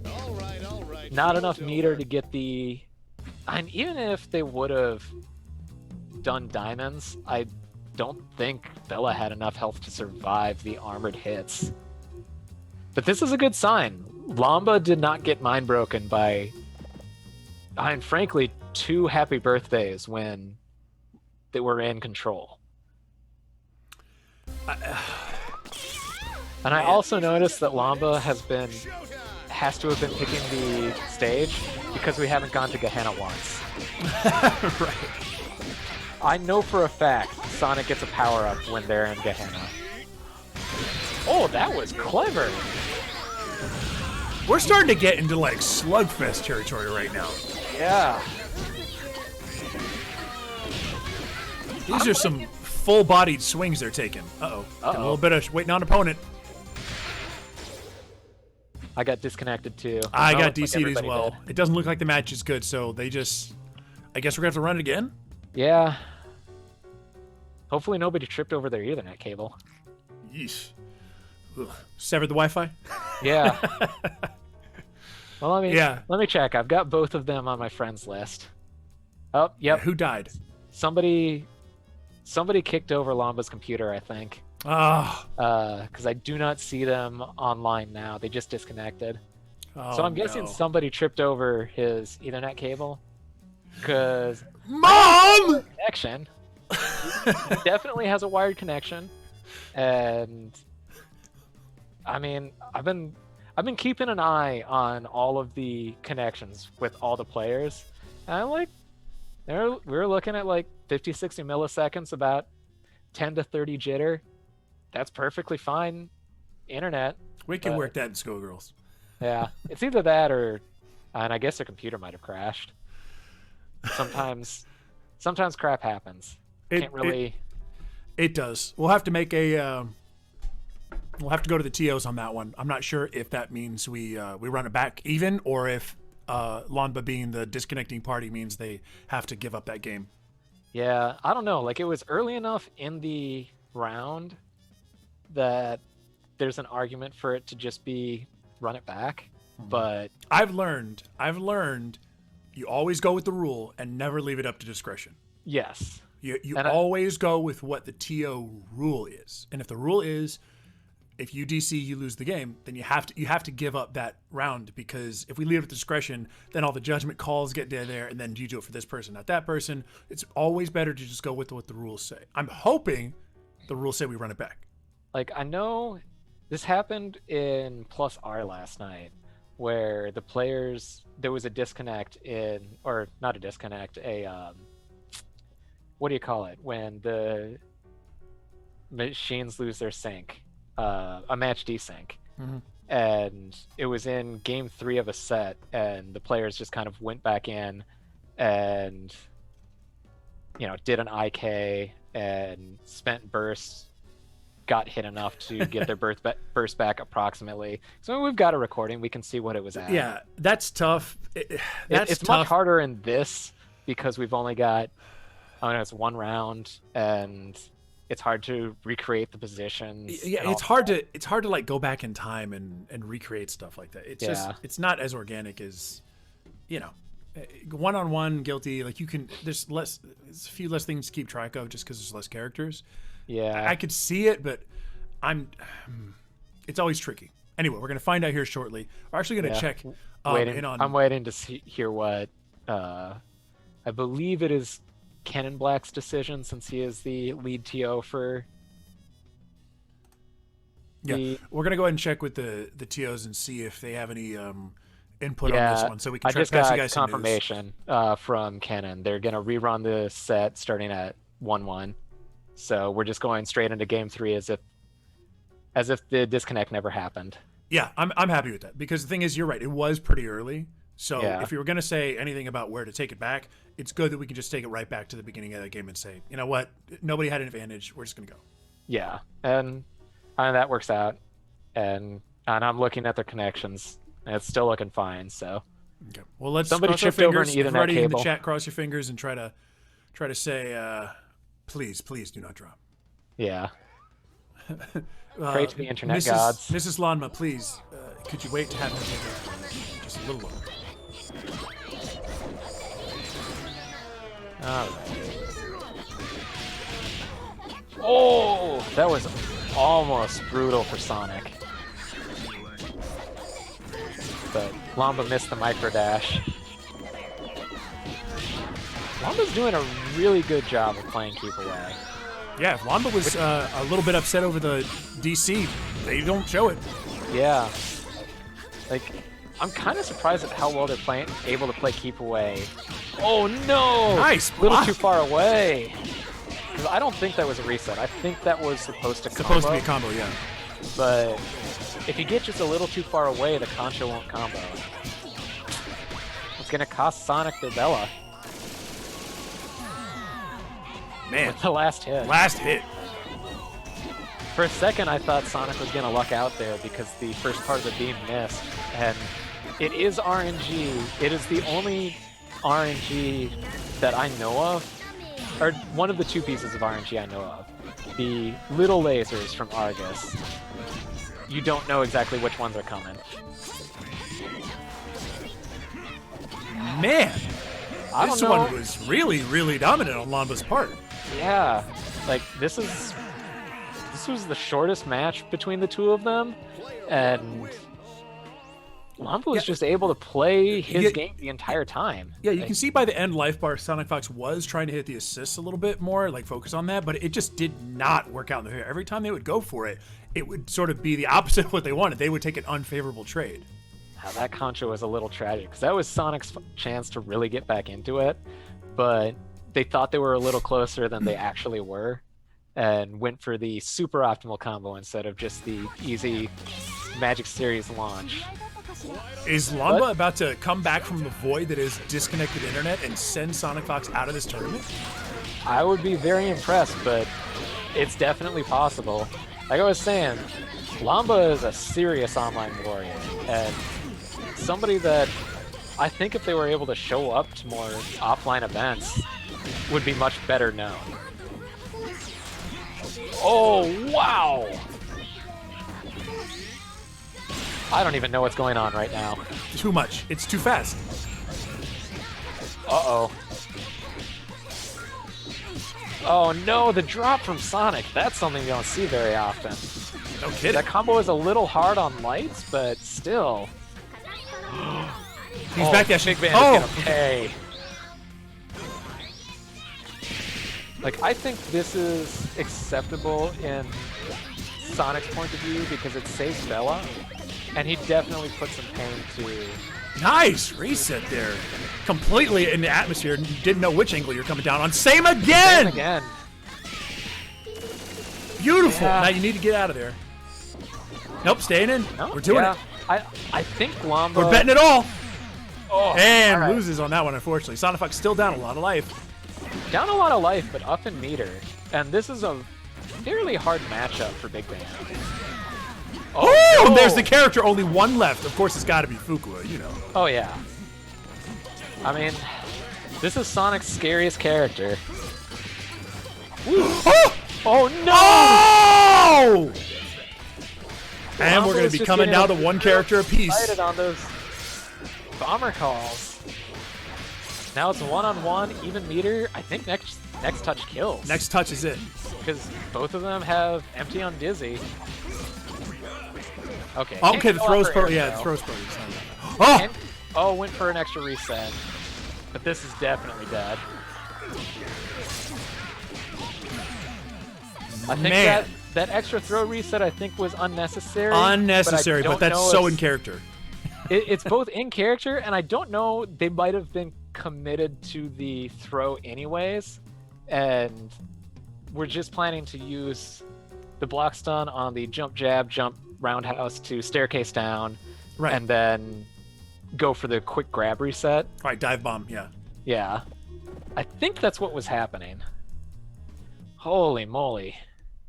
Wow, so this is going to the last one. Somebody's going home, and it might just be the most regaled player in Skullgirls history. It's gonna be close. Man, that's a lot of damage on Robo really quickly. Ooh, good cross up. Oh, man. Sonic suckered Lamba there. Because I am fairly certain Lamba was convinced that Sonic was going to try and keep cornering. Oh, that is a big, big turnaround there. This one is, yeah, this is the beginning of the Yeah, end. losing the beat extend is going to be a real problem. Just not having the get off me tool. Oh, couldn't block the overhead. Good car. Oh, gets the corner. He can snap. Snap, yeah. Oh, no, the bomb's going to spell. He's not going to be able to do it.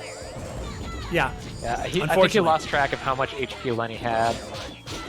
Because if you staircase down correctly, you could have done M-bang to dodge the explosion, but it's harder when Lenny is behind you because it's harder to keep track of the health on it. But I mean, this isn't... Lamba isn't out of it yet. Like, they've got Lenny and George. Both of those things just do so much for you. The only problem is that his double is bleeding so heavily. Oh, that could have been a hit. That would have been something else. He's got to go in. Yes.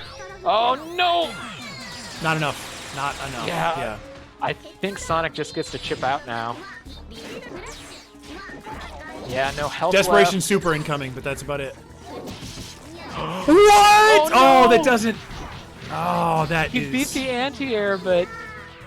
Oh, this is going to be so hard. If Like, what Lava can you pulls even this do off, here? he's a god. Oh, it tries to do same side, but then it's here's it coming. Here it comes. You hear the bell. Yeah. All right. Armor's just gonna spell it. Yep. Oh no, he backdashes! Oh, is this Tekken? You whip punish? Oh no! Oh no, drops the combo! Oh no! Lamba had a chance. I'll complete the combo and then dodge the incoming super. Because Sonic doing... I don't think a regular fireball off Fuku would have killed. Would have chipped out. I think they needed to super, so just needed to dodge it. But... Oh, that was tragic. So close. Oh my god, that was very close. And it speaks a lot to the skill and discipline Lamba has, that they were able to take Sonic Fox all the way to the last moments of Game frankly, 5. At chip health being within reach of getting the win.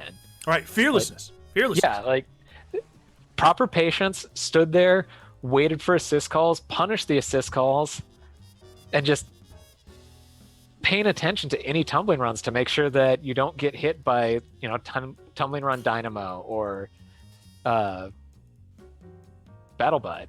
But just a little bit of bad luck. Could have been tournament nerves. Could have been mom stepping on the Ethernet cable again. Yeah. You don't know. But I need you to pause the game. Mom! Mom, I can't It's pause. online, Mom!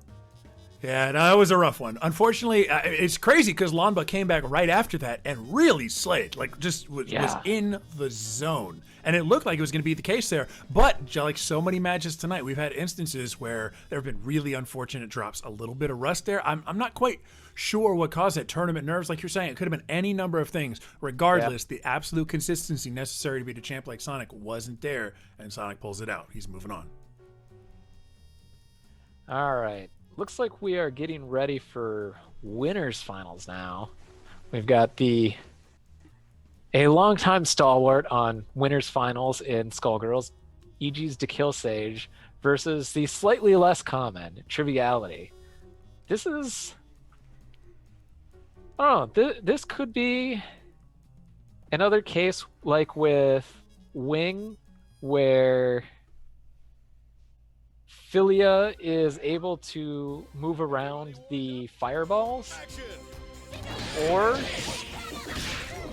it could just be Triv gets to play his game because, I mean, H-Beam just beats up Brass. It really does. And it's a same dynamic, but different threshold than the match with Wing. Because if you're talking about Philia having that advantage, you've only got to guess right on Philia a couple times as opposed to continuously to win against a one-stop character. So with the Kill Sage, you've got a character that can be killed a lot faster to take away that advantage. It didn't really even seem to matter there because Sage did what he needed to do. Yes. And, I mean, another big difference compared to some of the other big bands that Triv's had to play against is that, yes, Sage is using H-Brass, but Sage has another lockdown assist to back it up, so it just has a little bit more play once he gets in. Oof. Yeah. Good evasion on some of these squiggly buttons. I think that was meant to be a DP. I think Triv just got crossed up. Nice. But now it's just, he's got the squiggly blender going. Squiggly in the corner, very hard, especially for lights to block.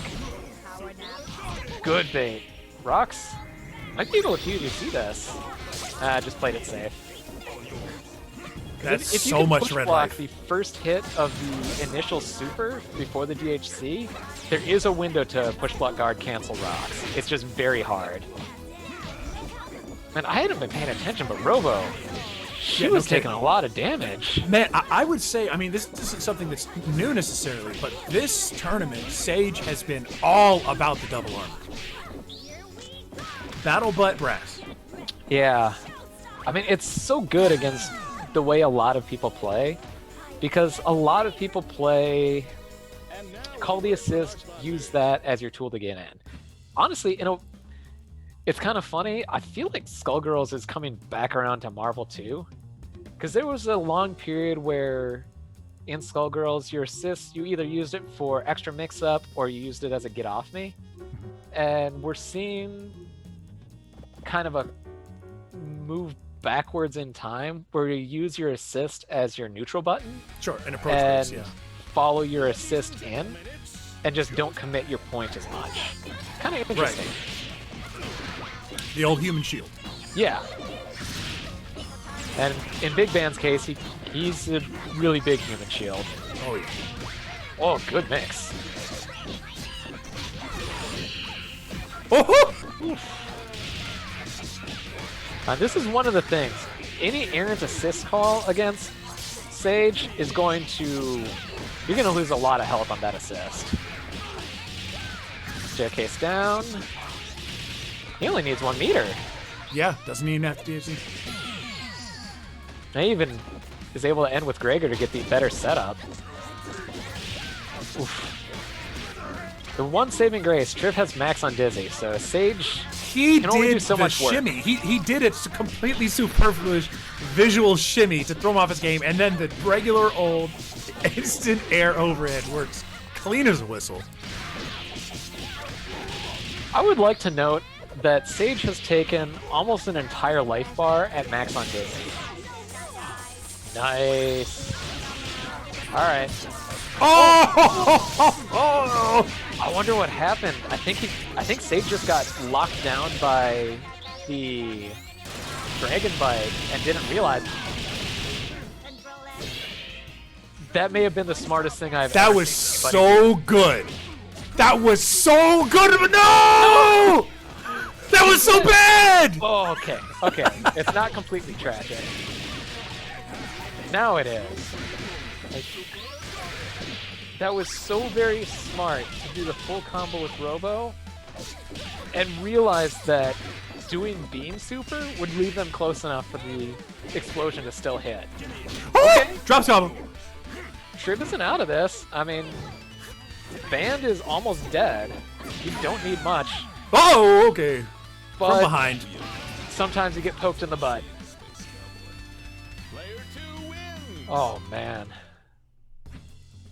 I I just can't get over how smart that... Yeah, that was really, I mean, the presence of mind. Off the charts. Yeah.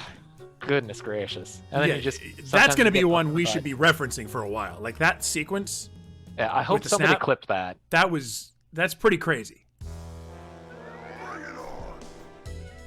Alright. Ladies and gentlemen, It's weird to think... time. I can't believe Sage is up 2-0 in a match. Like, it feels like Triv should have won at least one of those. Yeah, it's such a weird low level of momentum that's going on right now. Good blocks. Oh, okay. For a second, I thought Sage had another happy birthday. Oh, clean punish. Even saved the undizzy. Crazy. That's the second time I've seen Sage go for that exact mix-up on incoming on Triv. And the second time Triv's blocked it. I mean, the momentum is completely on Stage's side at this point. It's starting to Yeah, turn into this is- a very ugly massacre. The first 2 rounds, Triv looked so very good. This one, I don't know, just getting put in the corner blender so hard. All right. Angels with an Take the overhead, corner and now back. it's your turn. Go ahead. See what you got. Spend the meter to get the stance charges. Seems smart. Another overhead. Good overhead. That wasn't supposed to combo, but No, it was not. he'll take it. Smart. Oh no. What? I guess we I mean, take those. Skullgirls happens. And Triv's level 3 was super smart, and then Sage dodged it, and then Sage got hit anyways. Shiv's gonna have to be really careful though, because he's got to deal with rocks. One hustled rocks and he's dead. All right, he's safe. Yo! Oh, a little too far. I must have missed. I thought he got all 3 hits with the DP blocked, because if you do all 3 hits, it pushes back far enough to where the SBO should always hit. That's a wrap. It's hard to tell. Like, I know I use an audio cue. Sometimes you just mishear it. It's unfortunate. Shiv made so many right decisions and just didn't pay out for him. You know, it's a classic. Some players, you can do everything right and still don't take it. Sage is pretty crazy. He's not out of the tournament, at least. He's waiting in losers finals. So Yep, waiting for another opportunity. yeah, Shiv's got another chance, and I mean, they've put enough work in that they can definitely make a comeback and take another shot at Sage. I don't even remember who all Triv beat to get here. Like, I swear I remember seeing some scary names in his bracket, but Man, oh man. I don't know. Good playback, though. Watch those clips. Well, we get, for losers finals, we do get a run back for the Combo Breaker 2018, Sonic Fox and Swift Fox Dash. I know. I mean, you get to figure this one out early. Yeah, 2 longtime friends and get to play again.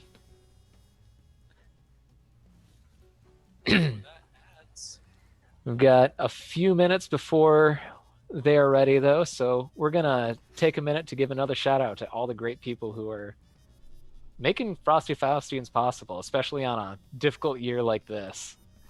We of course got our artist alley. You can hit them up at frostyfaustings.com/AA2021. Get all your art, keychains, beanies, really what have you. Yep. And let's not forget about that official merch. We got that FF merch store open through January 31st. T-shirts, hoodies, beanies, Matcherino, giant mouse pads. Get those donations. Smash GG, FFX, III. And if you want to throw money directly at the competitors, we've got the Matcherino is up. All the money goes straight to the players. We're paying out, I believe, to top 16 now. Again, don't quote us on that because I am very forgetful. They've got a bunch of free codes to add a little extra money, so you don't even have to put money in. Just tweet some people out. Yep. GG Strive, obviously bringing the roll back, obviously bringing the smooth online experience, those stunning visuals, 15 characters, and you can get that all on April 9th for PS5, PS4, and Steam. Pre-order it to get 1-day early access to the beta. We've got also Grand Blue Fantasy Versus for both people who are gacha trash like myself and people who just like fighting games. They got their new character pass with 2 more characters coming this year, plus the 4 that have come out. God bless them. It's a very fun game. At least give it a try. That's all I ask. Yeah, speaking of giving games a try, I mean, we're watching it. It's Skullgirls, baby. Autumn Games, Hidden Variable, bringing you this. We're getting a new DLC character. You already know it's Annie. She's coming early 2021 to Second Encore. But if you just can't wait, get in Skullgirls Mobile. Play it right now. Of course, we're always bringing highest quality rollback. Android, iOS, Skullgirls Mobile, free. And Annie coming soon to the home version. And if you want similar play style, but just straight 1v1, play them's Fighting Herds. It's same engine. Game feels fairly similar. Also can't be infinite in that game. And we've got a brand new DLC character coming soon, Shanty the Goat. I'm excited to see what they play like. And it is on sale, 40% off on Humble Bundle, just in case you haven't already picked it up. All right, newest version of Under Night out now on PS4, also Nintendo Switch. There's a collector's edition available, comes with an OST, Laundrika keychain, and of course, an art book. Good stuff. Uniclear.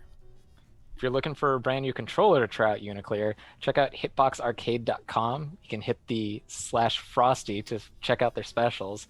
Works on basically every system out there and is going to give you more precision than basically anything else. And if you need any extra advocates for the game, for the system, talk to Liam. He knows what's up. He does. Sterling Games is obviously bringing us Fantasy Strike. As you heard, all the characters are playable online from the jump. No grinding to unlock them. And of course, world-class rollback netcode. It's the only international one at Frosty 13. The UI and spectating button is so good, you don't even need lobbies. And if you just want to get better, check out brand new Medify.gg. It's a brand new coaching platform. I actually know a couple of Skullgirls players offer coaching services on it. I believe I saw Duckator and Mr. Peck on there. I would need to double check though. And it's not just for fighting games. You can get coaching for damn near any game. You can even get coaching for Magic the Gathering if you need to learn how to flop cards a little better. All right. We've got a couple more matches, and they're the big ones. It's the big show. Yeah, we're to the final four. And like we were saying earlier, losers semis, we get a run back on Combo Breaker Grand Finals a couple years ago. And this isn't even the first run back they've had since then. But I think this is the farthest along that we've had a run back between the two of them since the Grand Finals. I think that is true. Yeah. I actually think if Sonic is playing their Fuqua team, I actually think TJ is at a slight advantage, just in like the team layouts. And this is not going to be an end-all be-all, obviously. For players of this caliber, the matchup only matters a little bit, but it can be that little edge that puts you over the top. Fuqua just doesn't fight Peacock quite as well as Philia, and really any character with an air dash is so much stronger at fighting Peacock than characters with double jumps. Especially, Fuqua just doesn't have a lot of great forward-moving moves, especially when she's airborne. She doesn't have great ways to change her air trajectory, so she can dodge the attacks fairly well, but can't really get in and play her game. Like, I see Sonic kind of relying on jump, call, H-beam assist, double jump, and use that to cover their approach. And it's going to be a question on how well Swift Fox can deal with the H-beam. And we've seen him deal with H-beam throughout this tournament. Like, it's just such a good assist in neutral. It's so good at letting you get in. It's so good at covering space that you have to be good at dealing with it. And we're going to see what happens. I'm kind of curious. Let's not forget that Matcherino is sitting at $3,500. Not much more time to contribute to that. Let's get these players paid. All right, and let's get back to the Fox on Fox violence. Swift Fox is not spending very much time on the ground. I think that's what their game plan is, to avoid the H-beam. Interesting. I wonder why they went for a tag right away. Just getting pressured constantly, though. Swift Fox just wasn't able to really do much. Gonna be all up to Bella now, but 3.5 bars. I mean, one errant assist call and a rock is going to kill that character. Nice. Oh, good air throw. All right, this is where TJ might even be able to kill here if he's willing to spend all three. I don't think only one will kill. I don't think he has OTG. No, he doesn't. Oh, no! Oh, you know what? You end up spending the meter anyway. Yeah. Why didn't you just do it from the beginning? And I guess this way, TJ's got almost 3 meters. Oh, no. This is going to be one more touch kills for Sonic. I don't think they can build enough to kill here. And there's the touch. Oh, no, it doesn't have a meter. Not quite enough on Dizzy. I thought there was enough on Dizzy to get through that, but yeah, take your shots while you can. Oh, hey, raw sweep. It's going to make it safe with a fireball at the end of the day. Didn't even need it. Yeah, I've got a hunch that TJ was going for an Arma move there since he got counter hit. And, I mean, that's how you beat armor. Sweep it. It's the easiest way to do it, especially since Fuqua's sweep has a slightly extended hitbox. Can get underneath the punch and kick him out of it. I don't know, I'm kind of curious. We might actually see an adjustment out of TJ here. because going airborne didn't seem to be paying off there. No. I'm curious if they try and stay more grounded here. Because if you can keep the Georges out, you can keep Robo Fortune from doing much. Too close! Oh, and then just hit low. This is, I guess, another thing that we should point out about this game. These are two players that know each other really well. They have played so many damn times that you can't, they're not really going to be able to surprise each other. It's going to be a lot of just how solid are you playing. Oh, that was a little unlucky. Robo managed to eat one extra beam. Oh! Uh-oh. Man, it was going Swiftfox's way so well. Doesn't have enough meter to snap, though. Oh, it just fires right back. Poke, poke. It's fine. What? TJ's an anime player now. He mashes jab. Mash jab on wake up. It's fine. Oh, good helicopter. Should let Sonic kill. Like, Robo does not do a whole lot of damage with her combos until she spends meter. But Yeah, a lot of you got tail meter. end. That's all you need. Oh, missed a head drone. Worked out though. Alright. Ah ha ha! But rocks are safe. Sonic's gonna need probably That was 2 more weird. touches. Yeah, I'm not sure what happened there. That was also weird. Ran straight into it. Scaling's gonna be pretty bad though. Yeah. Sonic's gonna need 1 more touch. 3 versus 2, I don't think this can kill.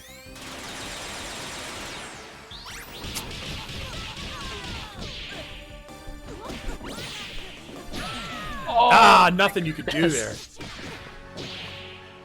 More points. TJ was mashing something too. He got counter hit. I don't know. That was a tough one because it was technically a correct burst. TJ could act after that. It wasn't a baited burst. But it meant that all that undizzy ran out, so damage scaling went down, and you're just going to get hit raw by Battle Butt and die. So Sonic just sort of put him in a checkmate. Yep. Especially knowing that Sonic could have called a Sith for even more chip. I'm not gonna count my chickens yet, though. I've seen TJ come back from 2-0. Even versus Sonic, I've seen him do it. Run forward into a single jab. Get off. Sometimes you're just establishing dominance. Man, that's a ton of life and not a ton of time. Yeah. I mean, this is what Peacock gets to do. I kind of like that. Going for the fake throw to try and bait them to tech and let the item drop on them. Sonic accidentally tried to do a head attack there, but doesn't have any heads set up. They almost suffered for it. Good blocks. Getting out of there. Oh, we can Oh, get not right back quite. in the corner. Oh, I don't know that I agree with that. That was a lot of red health to lose. I mean, I know it's painful having Robo in not under your own terms, but like Bella, there you go. Like she was in chip range anyways. Interesting. Yeah. Oh, I mean, I man, agree that with was that just take out of way time. more. Oh no, that hit from so far. I wonder if Should Sonic build the would right add a meter, button. yeah.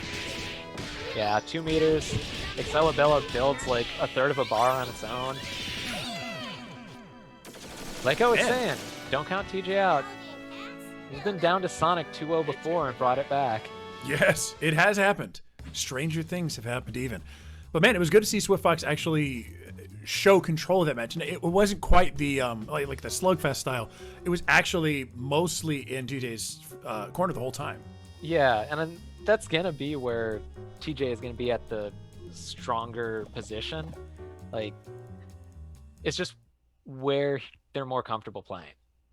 They want to be playing mid to full screen and, you know, throwing George, throwing cannons.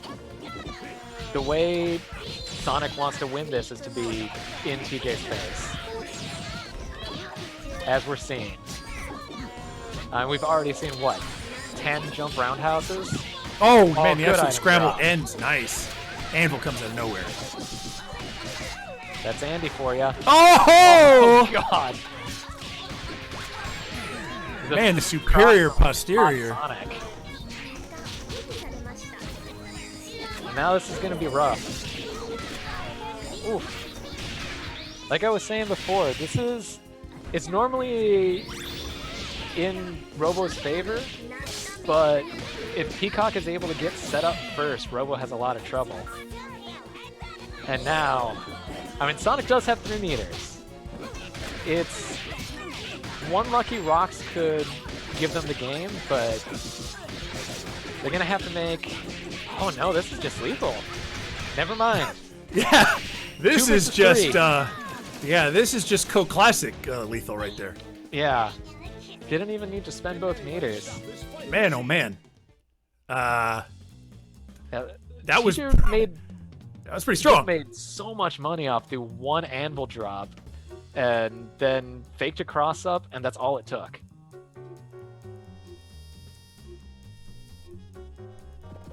Oh, This is close. This is Yeah. close. One fox must rise. yeah, and we're gonna see. And I'm sure Triv is at the edge of his seat waiting to see who he has to fight, because how you have to plan your matchup against these two players is Worlds so apart. wildly different. Worlds apart. Yeah. Oh, great bait on the teleport. Oh, good block.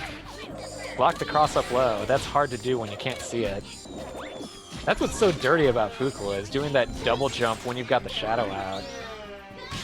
Smart. Use Lenny to block the fireball, and now TJ's back in control.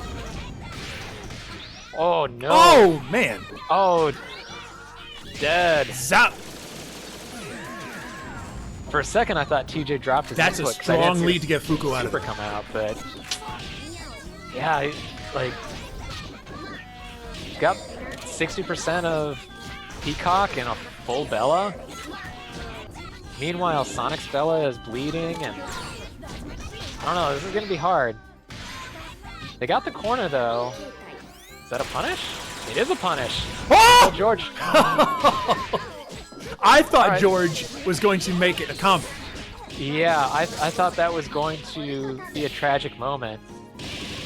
Hey, good, But- good getting the health out of there. That's pretty Yeah. much what needed to happen. God, this is still so close. Yeah, just gonna rocks. Yeah. Yeah, you saw TJ wait. Oh, what was that? Wasn't what? That Already must on the have ground, been- maybe? I think that was an accidental. He meant to run stop. Oh! Wins The on turnaround and the Dr. disrespect Sub-Zero! super. We got the Dr. Sub-Zero even. Oh my goodness. Oh no.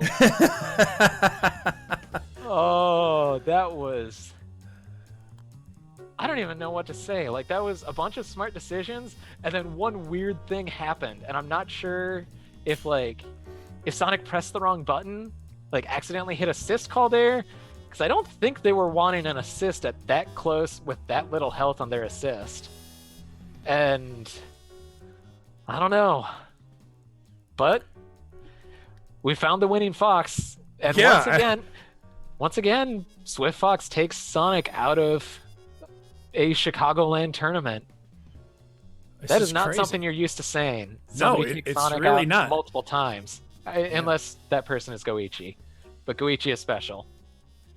Yeah, Honestly, we have reduced the probability of Foxes in grand finals by a whole 50%. it's crazy. Oh, yep. Sonic just admitted it. They accidentally called assist and it killed them. Yep. Sometimes it happens. Yeah. And there you go. It actually does happen to the best of us. Yeah, and that's it. It's really, It's contextual. It's contextualizing and humanizing when you see somebody like Sonic Fox make that kind of mistake. Yes. It really does happen to everyone. Throughout this tournament, we've been making, those frank commentaries where, oh man, guy made a mistake. He really suffers from pressure. He's easily taken out of his game plan, falls apart, comes apart at the seams. But we're talking about something that can happen to any player no matter how good they are. Sometimes it just doesn't go your way. Yeah, like, there's nothing else to say about it. Sometimes you brain fart, you sneeze. I've actually had that happen in tournament before. It was the most painful thing I've ever had happen is sneezing while I'm blocking and getting hit afterwards. Because you get the double pain of an explosive sneeze and getting punched in the face. But it happens. But it means we get... To some more than others, but to everyone, Yes. at least sometimes. And it does mean we have a peacock mirror in losers finals. This is actually one that another case where I think Triv's team layout gives him the advantage, but not an unbreakable advantage. Again, H-Beam just does so much work, and it's going to do more work for Triv than it did for Sonic because Triv is playing Peacock Point. Yeah. That is one extra projectile you're throwing out there. The one risk is that if TJ is paying good attention, he can teleport and take advantage of it. So it's going to be a question on how well Swiftfox can dodge the beams. Right. Yeah, and you can actually see Triv's game plan. He wasn't actually trying to do regular zoning. He was trying to M-bang through Swiftfox's projectiles and just rely... Oh no! Oh! This is gonna be painful. Oh, he should have M-banged!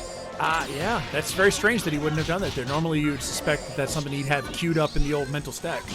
Yeah, I couldn't tell. He might have just input errored there because it looked like H-bang came out. And sometimes you just fat finger and hit heavy punch instead of medium punch. I don't know. This is not absolutely terrible if Man, Triv lock can and find load has some really space. done work. Yeah. I mean, lock and load always is great, but I mean, it has not paid the kind of dividends it has in this. This one has got clean connects on the chin 6 times. Yeah. And Triv was going for some Hail Marys there. I heard him... And again, bam, dive lock kick and like load. 4 times. This is... Man, I think Triv's game plan was pretty smart there, but he wasn't able to execute it quite as well. Like, he was trying to M-bang through projectiles and rely on H-Beam to both break the armor on lock and load and just blow through all of TJ's projectiles, but just a little bit of timing error, and he wasn't able to succeed. So I wonder if he's going to try and stick with the game plan or try something different this time. Because I will say the other thing that Triv can do really well with his team layout, he's really scary when he goes in. Like, Dragon Bite is, frankly, I think the best lockdown assist in the game. It just requires you to play Squiggly, which not everybody wants to do. But because it's so much block stun, and it's so long. Like, we saw a little bit of it. Triv was going in and getting some work, but one good teleport out of Swiftfox, and it just sort of ended it. Absolutely. But- It's a game-changing teleport. And again, lock and load. Yeah, and I don't know if that was an intentional tag or a fat finger, because I've seen Triv go for tags where he sees that Squiggly's grave is crossing up, and he goes for the... Oh, that's one way to spend 5 meters. Guaranteed to get in. There he Hey, goes. you got the hit. Yeah, What is meter Hey, for he's if not for doing- spending? he's doing the pretty dang optimal. OTG? Oh! Oh, that cross up. All right. This is suddenly looking pretty good. Yeah, for bit of an Triv. even game at this point. That assist needs to be very careful. Yeah, it needs to be careful because one rock and squiggly. Like, just straight up. Oh, lock and Just needed load! one lock and load. Oh! Oh, this might punish. Oh, no. Alright, well, I mean, that did eat all of... Oh, that's a wrap. Yeah, I was gonna say that ate all of TJ's meter, so Trib was in okay shape if he can put himself back to mid-screen, but couldn't find his way out of the corner. Swift Fox was just... He was just controlling space so well. I don't know, we'll see. Man, oh man. Like, Trib's game plan, I think, was correct. I think he just had a couple of things fall the wrong way. So I don't know that he needs to change anything. I think he just needs to get a little luckier in those scrambles. Yeah, Luck's Like- Luck's failing him at the moment. Lady Luck's not on his side on some Yeah. of these. Like, the only thing he can do better is be a little more careful in his assist calls, but... I mean, again, it's the margin for error is so small against Swift Fox. Yeah. There's a reason. This is losers finals. You do not have a lot of room for error. Alright. Good mix-ups. Nice! Put him on television. I think he's got enough meter to kill. Oh no, not enough on Dizzy to kill. Uh-oh.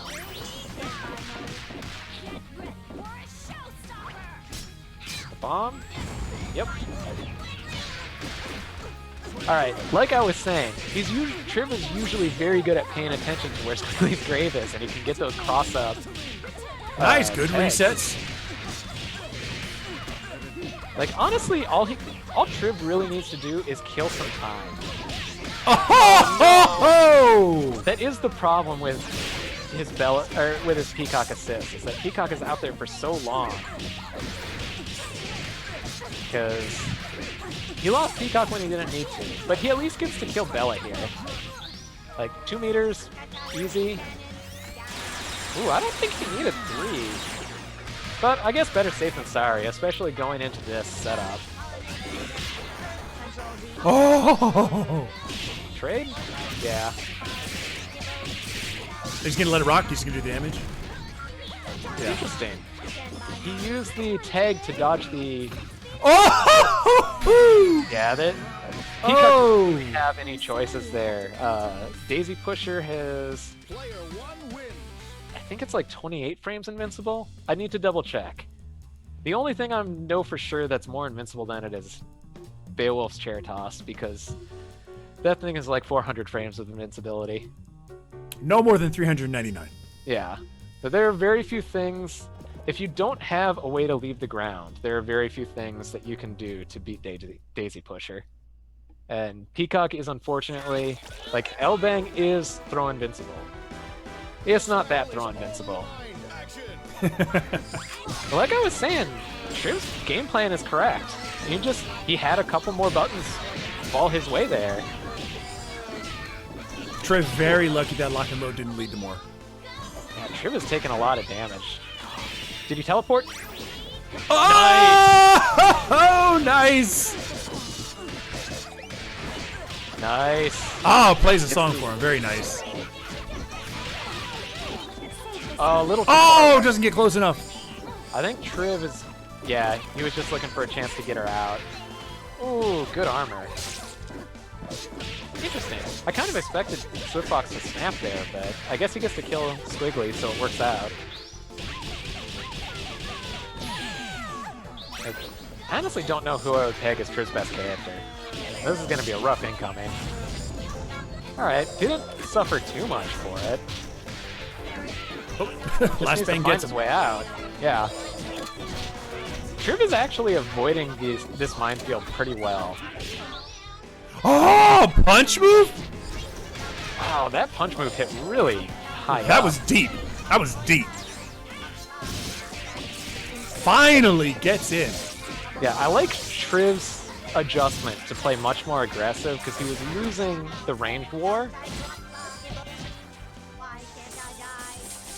Up back.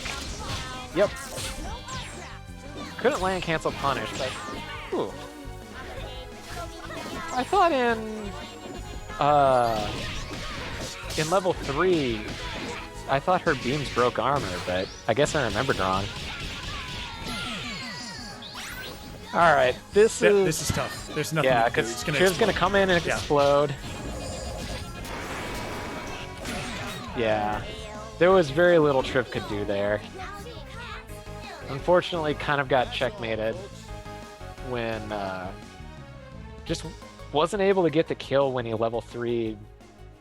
Like, he was looking for the alpha counter super, and it just didn't come out, and it kind of killed him. Like, Triv had a game plan to deal with the alpha counter and just couldn't actually execute because Swift Fox was ahead of the game. Yeah. So we're going to be moving on to perhaps not the Sage Fox Grand Finals you thought would happen, but the Sage Fox Finals we deserve. And honestly, if we would have gotten the other Sage Fox Finals, I think they should have played offline and just streamed themselves. That'd be something, wouldn't it? It would be kind of weird to have a Chicago Grand Finals take place in New York. Take place in New but, York? Yeah. You know, that's okay. We've got... I mean, this is another case where it's going to be interesting because Sage has a team that can navigate Peacock reasonably well until Philia dies. And then once Philia dies, it becomes so much harder. So it's going to be kind of a question on, can Swift Fox deal with Philia reasonably well? Or does Sage get in cleanly and just not let TJ play? It's going to be... I suspect we're going to see good play. Keep those click buttons at the ready. Yes. There's going to be several pieces of good play, and at least 2 times where you're going to say, I don't know what happened. And Yeah, if you've got your drinks ready, take a shot every time you don't know what happened. yeah, and And also keep keep your loved ones on standby to resuscitate you, because there's going to be a lot. yeah, I recommend keeping a glass of water next to your shots because there's going to be some weird stuff happening. I guarantee it. Like, Sage usually plays a pretty controlled game. He doesn't like going gonzo mode, but every once in a while, he just lets his monkey brain take over, and nobody knows what's going to happen. Yeah. It's When Sage returns to Monkey, you're in trouble. Yeah, Monkey Brain Sage is the greatest worst thing you will ever see. It's why he plays Broly in DBZ. He can go full Monkey Brain, and I mean, sometimes it doesn't work out, and you look really dumb. But when it does work out, you perfect somebody. And Skullgirls is not a game where you see perfects very often. No, it's just one of those games where it doesn't come out that much, but boy howdy. Yeah. When it does. Actually, both players are the type that could definitely get a perfect. If TJ manages to get full screen and get just the perfect zoning pattern, Yeah. like, Sage just doesn't have great options. Like, his team layout just doesn't give him a whole lot of decisions beyond... Like, Bella can finger point and have a chance. Band can parry into brass. But it's really mostly on how well he can navigate with Philia. And if he navigates with Philia well, we're going to see a slugfest. Yeah. But I mean, this is it to the Yeah. 2,500 viewers in the chat right now. Man, it's time to get hyped. Grand finals coming up right now to Kill Sage versus Swift Fox, taking it all. They're splitting a really big Matcherino pot between them and the other people that made top 16. So they're going to be definitely in the green. Lots of yeah. GameStop stock happening today. My favorite part is looking in the lobby and seeing nothing but green. Yes. Just yes, great connections yes. all around. Good connections. Feels so good. Cameras rolling and showtime. Yeah, no changes in team order, no changes in... Oh, good bang! I can't believe he managed to shoot through H-Brass. Yeah, I think the most interesting part is going to be how they handle their assists, because they both have armored punch assists. And we're seeing Sage is being much more aggressive on it, and TJ is being a little more reactionary. Right. Like, he waits to see H-Brass come out, and then he calls out lock and load. Yeah, you are not going to beat Sage on that timing for that. He was ready to take the bomb. Yeah. And that sort of works. Oh, what a mix-up. Man, again, Battle Butt is all over the place tonight. Battle Butt plus assist is just so good. It does so much chip damage, and with the assist that Sage has, it just puts you in lockdown forever. Because it's really hard to challenge Battle Butt. Because it's got, I believe, 3 hits of armor? Oh, get out of here. No diamonds for you. We live in poverty. Yeah, I mean, it was about all that Swift Fox could do there.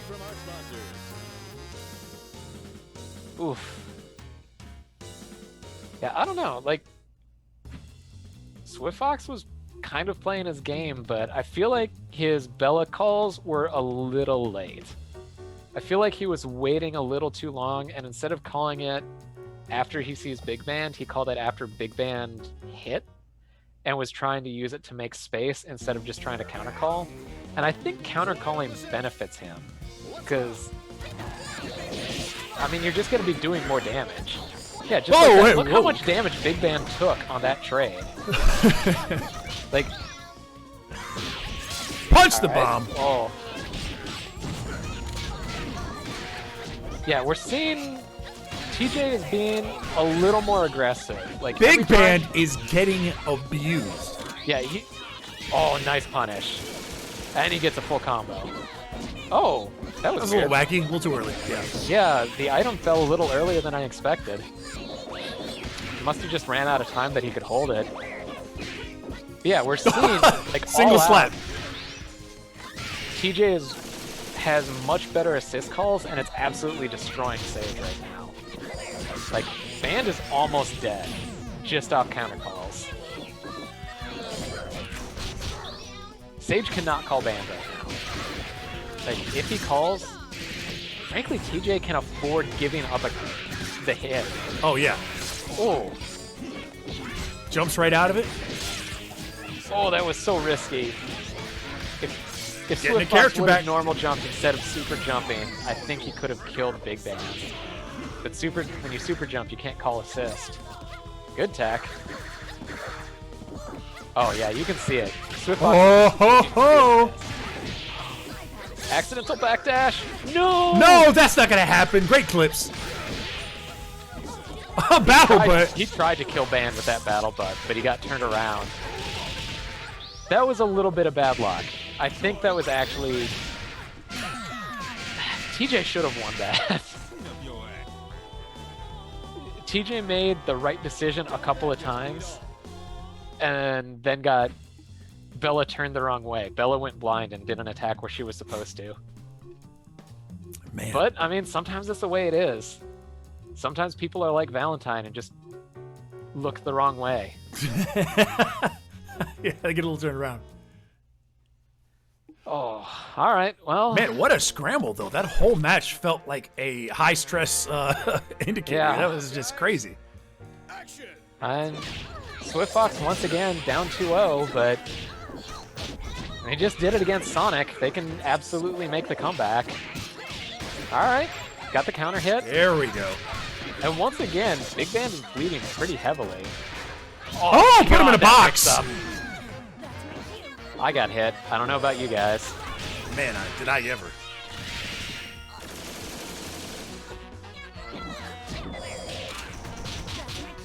Yeah, I like how for the most part, TJ is not throwing projectiles unless he's got Bella in the air or something covering him, like Lenny. Like, it makes it much this harder one's to do fast. anything. Yeah, TJ he's doing the exact same thing he did in the second game. It's just all working out for him this time. He's not getting those unlucky drops or those unlucky trades. Teleport, lock, and load. It's the classic. It is It's the been good since cheeseburger day and one. fries. Oh, baby. That's rough. When you get hit with that, it feels like an oversight. What? And the worst part is that you see it coming and you just react wrong every single time. Like, The one good thing that I have to say is that playing online means that you can have a much easier time hearing the audio cues, because that's the hardest thing about playing Peacock in tournament, is hearing the audio cue on whether she's doing teleport or fake teleport. But didn't pay off for Sage. No. Again, Big Man is like every time Big Man comes in, he's getting hit. Yeah. Oh, great anti-air. Oh, Very nice. that air throw reset is so hard to see. This is going to be really close to death. That was kinda funny. Interesting. Interesting, The and lock not and good for load knocked Sage. him out of the hit stun, but Oh, play him a song. ooh, good mash. Hopefully can recover a little bit of health on Big Band and oop, Filia. Block the overhead. Alright. Normally I see people, no matter what level they are, forget that the second hit of Bella's standing heavy kick is an overhead. Yep. Sage is one life bar away from closing this one out. Less than that now. Man, it's cooking. Grab bag. Oh, man. Double armor again. This is death.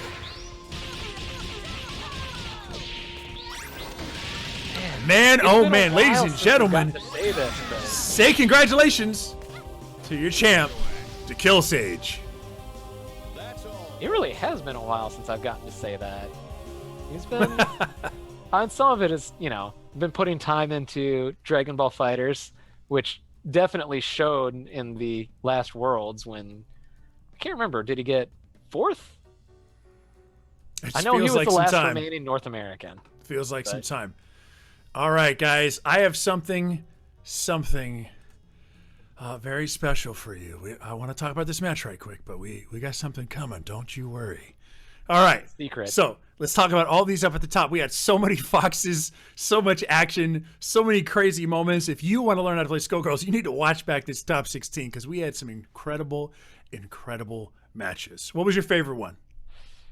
Man, I think my actual favorite was probably Swift Fox versus Sonic Fox.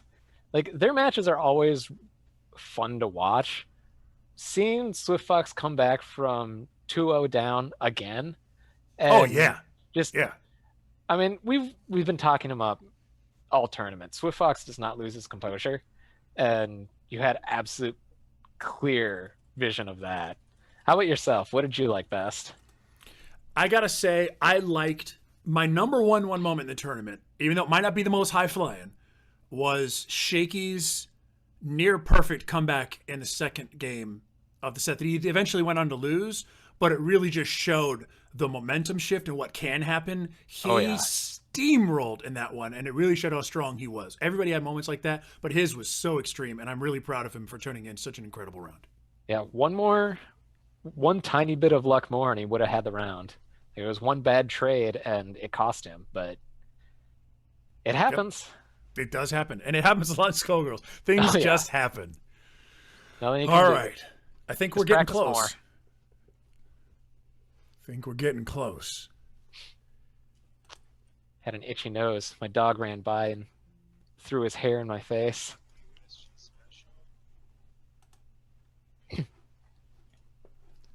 Do we have it queued up?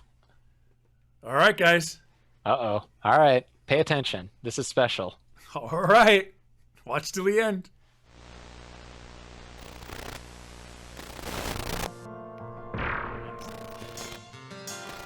When's Annie? Now's Annie! Annie of the Stars.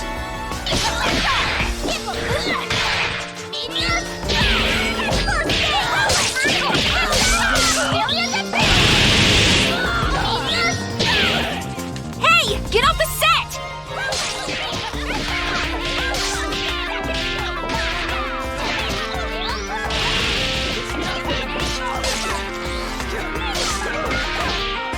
That's called acting. I will find victory over evil!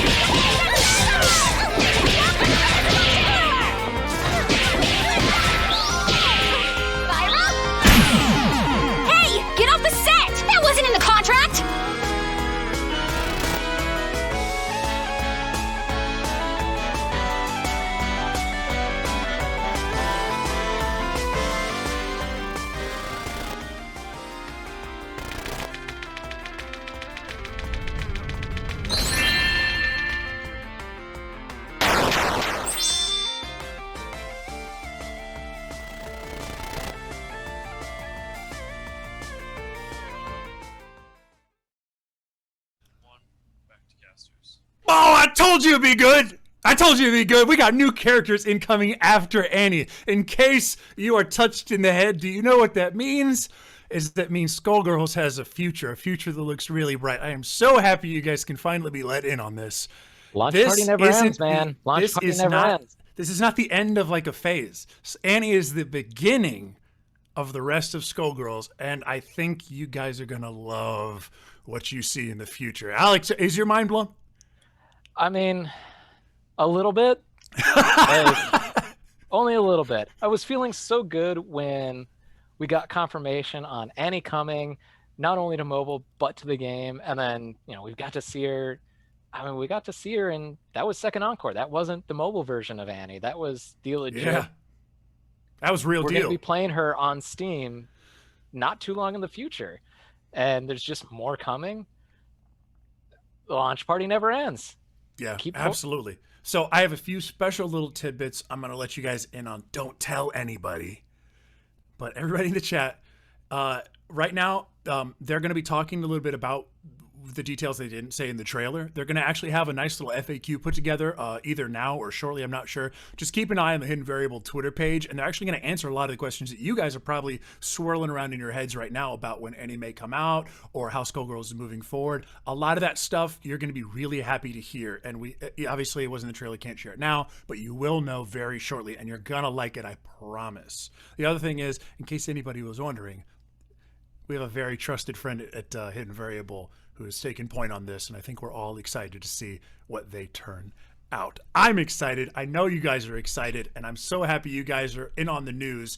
Man, what a great tournament. Frosty Faustings turning in yet another year of amazing action. All those players, all those TOs, all those streamers, can we please talk about the stream team here at Mad City GG, turning in professional work yet again on a shoestring budget. It's what they do for a living.